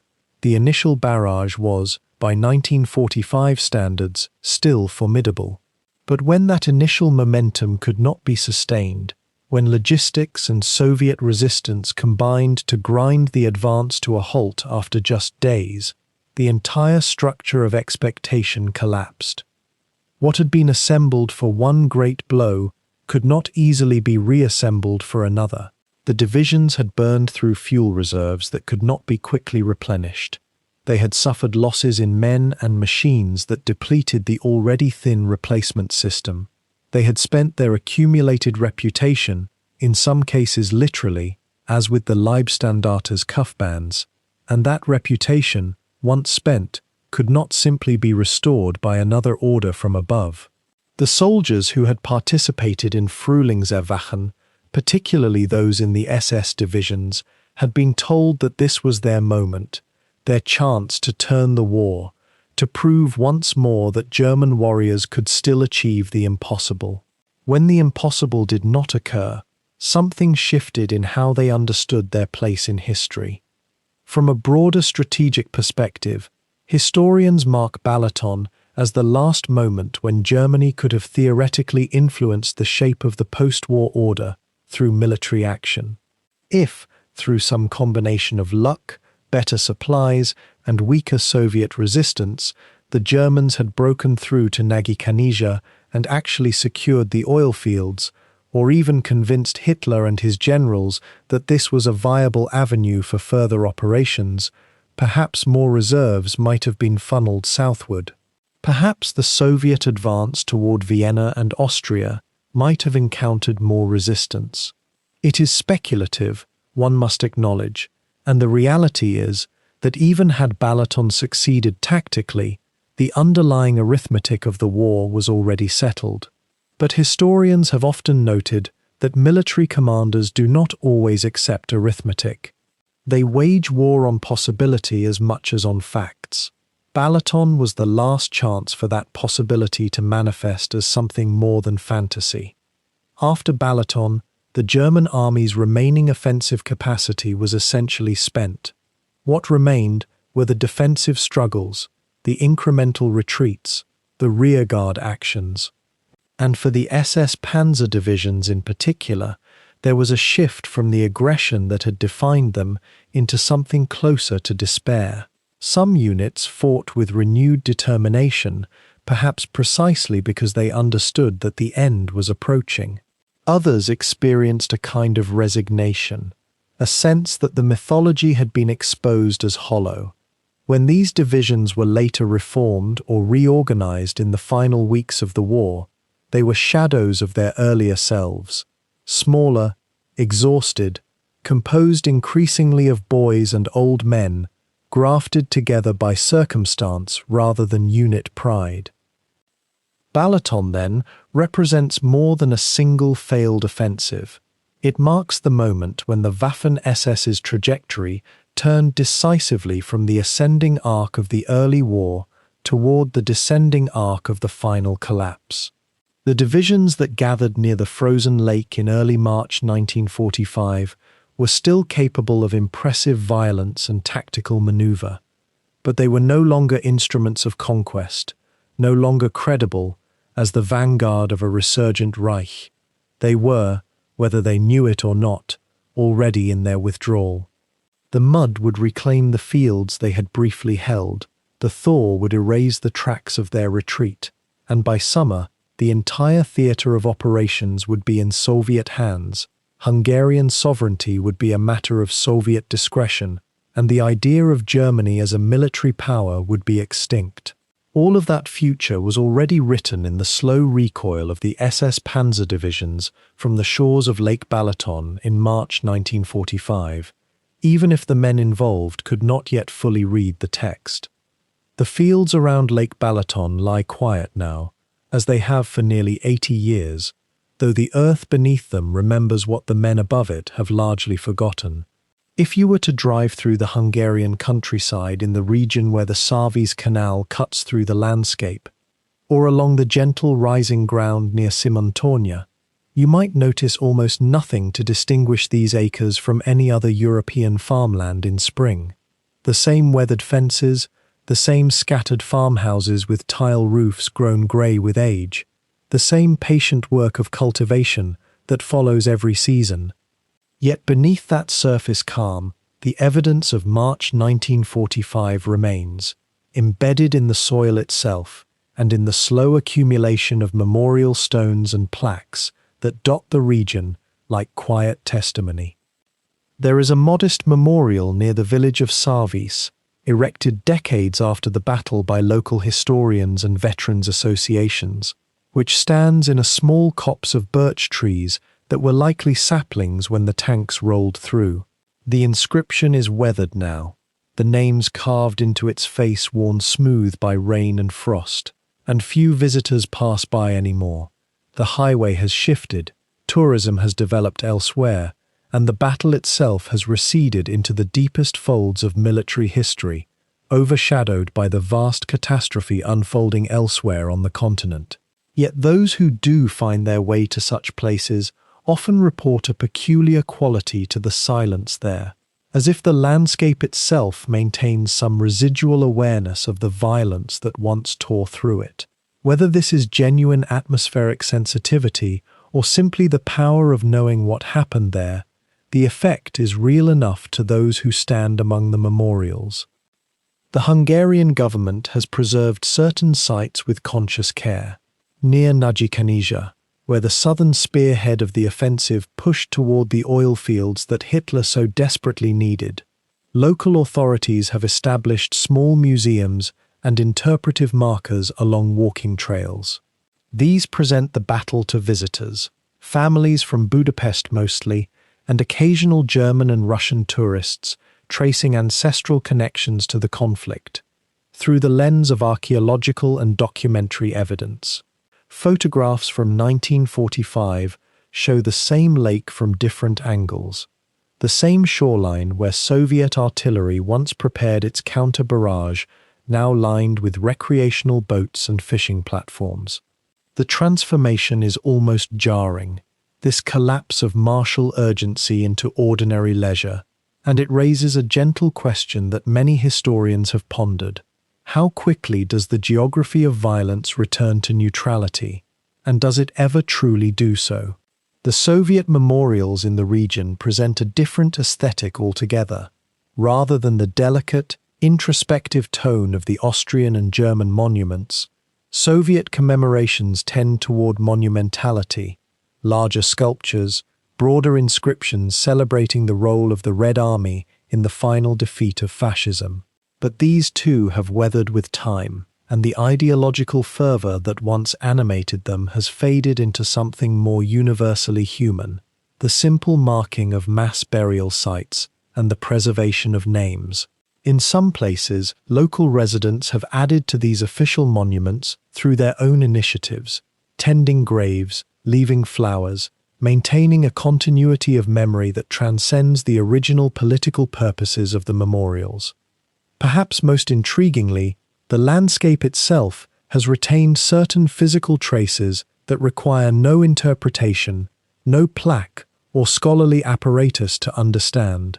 Panzer crews, hampered by mechanical breakdown and mud, abandoned numerous vehicles throughout the region, and occasional excavations still unearth the remains of Tiger Is and Panthers in ravines and canal beds where they were hidden or lost during the retreat. Metal detecting enthusiasts, operating within legal frameworks and with permission from local authorities, have recovered spent ammunition, belt buckles, identification discs, and other small artifacts that speak to the individual lives embedded within the collective catastrophe.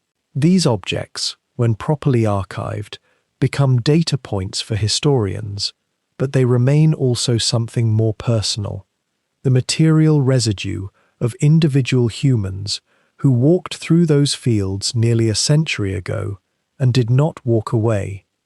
The Soviet advances that followed Operation Frühlingserwachen carved their own marks into the landscape, and the archaeological record reflects this layering of military operations.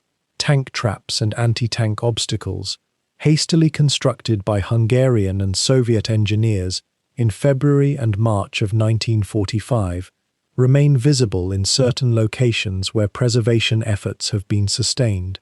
The Savise Canal itself still follows its historical path, though it has been widened and deepened for modern irrigation purposes, and the strategic importance that made it a focal point of the battle is now purely agricultural, water diverted toward vineyards and grain fields rather than defense lines. The transformation is gentle and complete, which perhaps is the most profound testimony to the recovery of landscape from war, that it can become functional and beautiful again, that the earth can forgive and move forward where human memory often cannot. Survivors of the battle, both German and Soviet, made pilgrimages to the region throughout the decades following the war.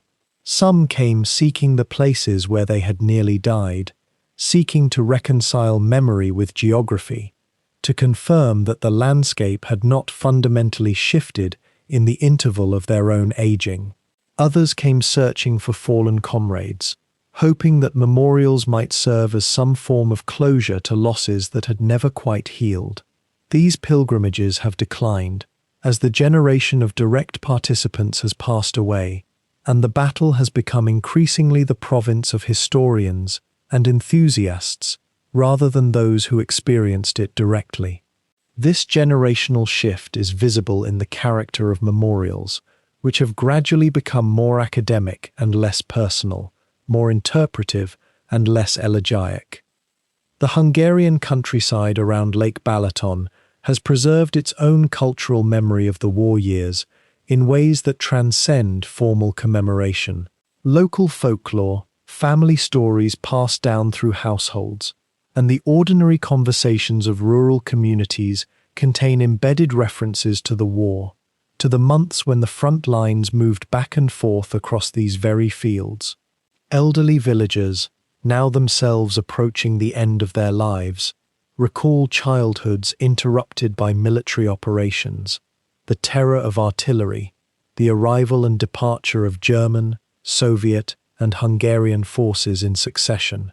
These testimonies, increasingly documented by oral historians and university projects, constitute a layer of memory that is neither official nor academic, but deeply local and intimate. The war as it was experienced by those who lived in the midst of the fighting but were not combatants themselves. The physical transformation of the landscape has been profound. Decades of peacetime cultivation have raised the level of the fields through accumulated soil and repeated ploughing, so that some of the trenches and fortifications visible in wartime photographs are now partially buried, visible only to trained archaeological eyes or during excavations conducted as part of academic projects. The forests have grown back in places where they were burned or cleared for military operations, and the younger growth now obscures what the older generation could still see, the open, scarred terrain of active warfare. This natural healing of the landscape is, perhaps, a kind of mercy, allowing those who live there to work the land without constant visual reminder of its violent past. If you were standing in those fields today, on a quiet afternoon in spring when the air carries the smell of fresh cultivation and distant rain, you might feel nothing in particular, no residual disturbance, no supernatural unease.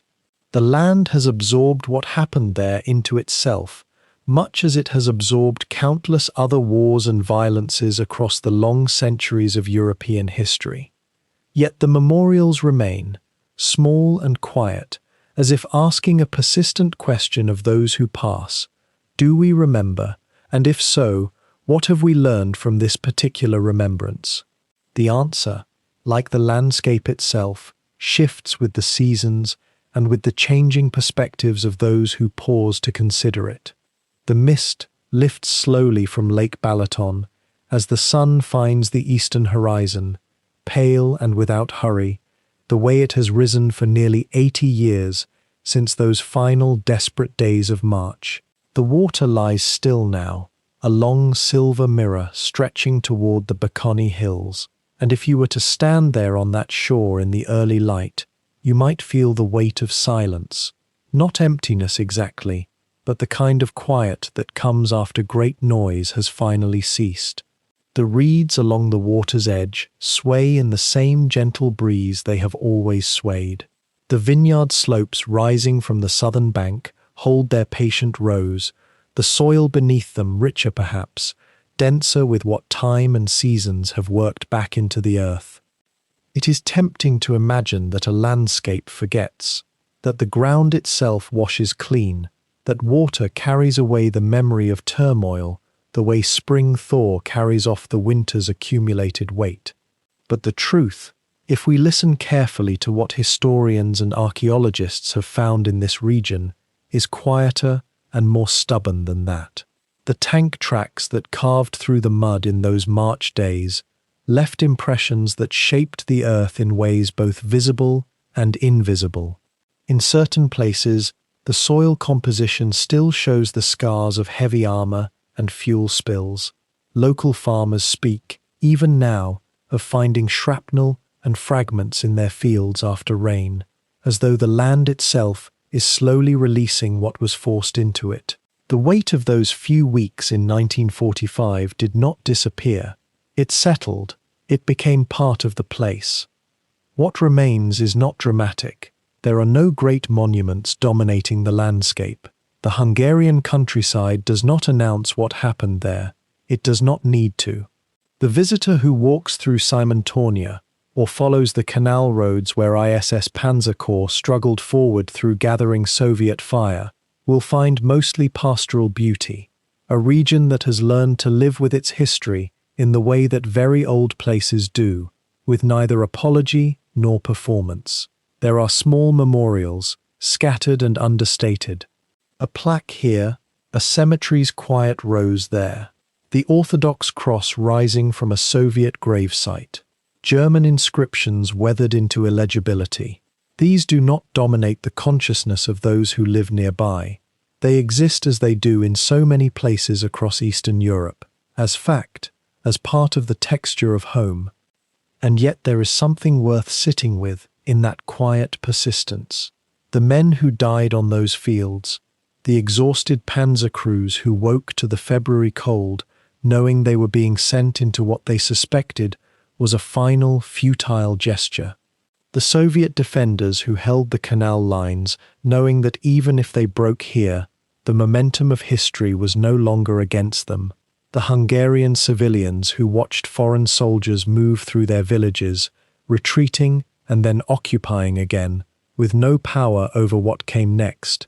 They have become part of what the land remembers. Not through monuments or grand narrative, but through the simple fact that their actions shaped what would follow. The Russians who crossed here went on to Vienna and beyond. The Germans who pulled back through the mud would see the war end in little more than a month. The choices made and the resistances offered on those banks in March 1945 were not the turning points that changed the war's outcome. The war was already irrevocably lost for Germany, but they were part of the path that led every person involved toward whatever came next. How much weight does a place carry for knowing this? It is a question without an easy answer. We sometimes imagine that standing where great events occurred brings clarity, that proximity to history yields understanding, but often it is the opposite. Historians often find that when they visit the sites they have studied, the reality is smaller than the maps suggested, more intimate and particular. The distances compress. The grand strategy that looked so clear in the archive becomes, on the ground, a matter of tired men trying to move heavy machines through mud. The epic narrative simplifies into the purely human. The cold, the hunger, the letters never sent home, the moment of realizing that the cause for which you were fighting had already been lost, but that you were still required to die for it. The sun rises higher now, clearing the mist. The light becomes ordinary. Lake Balaton in early spring is beautiful. The way that lakes are beautiful when the ice is gone and the water begins to remember its own depth. The fishermen who work these waters now know their history, or most of them do. The ones who grew up here certainly know that something happened on their land in wartime. even if the details have become general in the way that history does when it settles into the past long enough. They know it the way you might know something about your own childhood, a fact so foundational that you rarely need to articulate it, but which shapes how you move through familiar spaces. What is it that we owe to remembering places where suffering occurred? The question is not rhetorical. It matters, or seems to, that we do not let the land simply erase what happened, and yet it also seems important not to burden a place with the weight of grief forever, not to make it a shrine or a wound that cannot heal. Perhaps the answer lies in this balance that places like Lake Balaton have found, the quiet acknowledgement that something happened here, the modest memorial, the preserved knowledge, and then the permission for life to continue, the permission for the vineyards to produce their grapes, the permission for families to swim in the summer, the permission for the seasons to turn without being weighted down by the solemnity of history. The water is darker now as the sun climbs higher. The mist is nearly gone. And somewhere on those shores, or perhaps simply in the accumulated knowing of generations who have lived there, the memory persists, not as narrative or grand tragedy, but as something more like presence.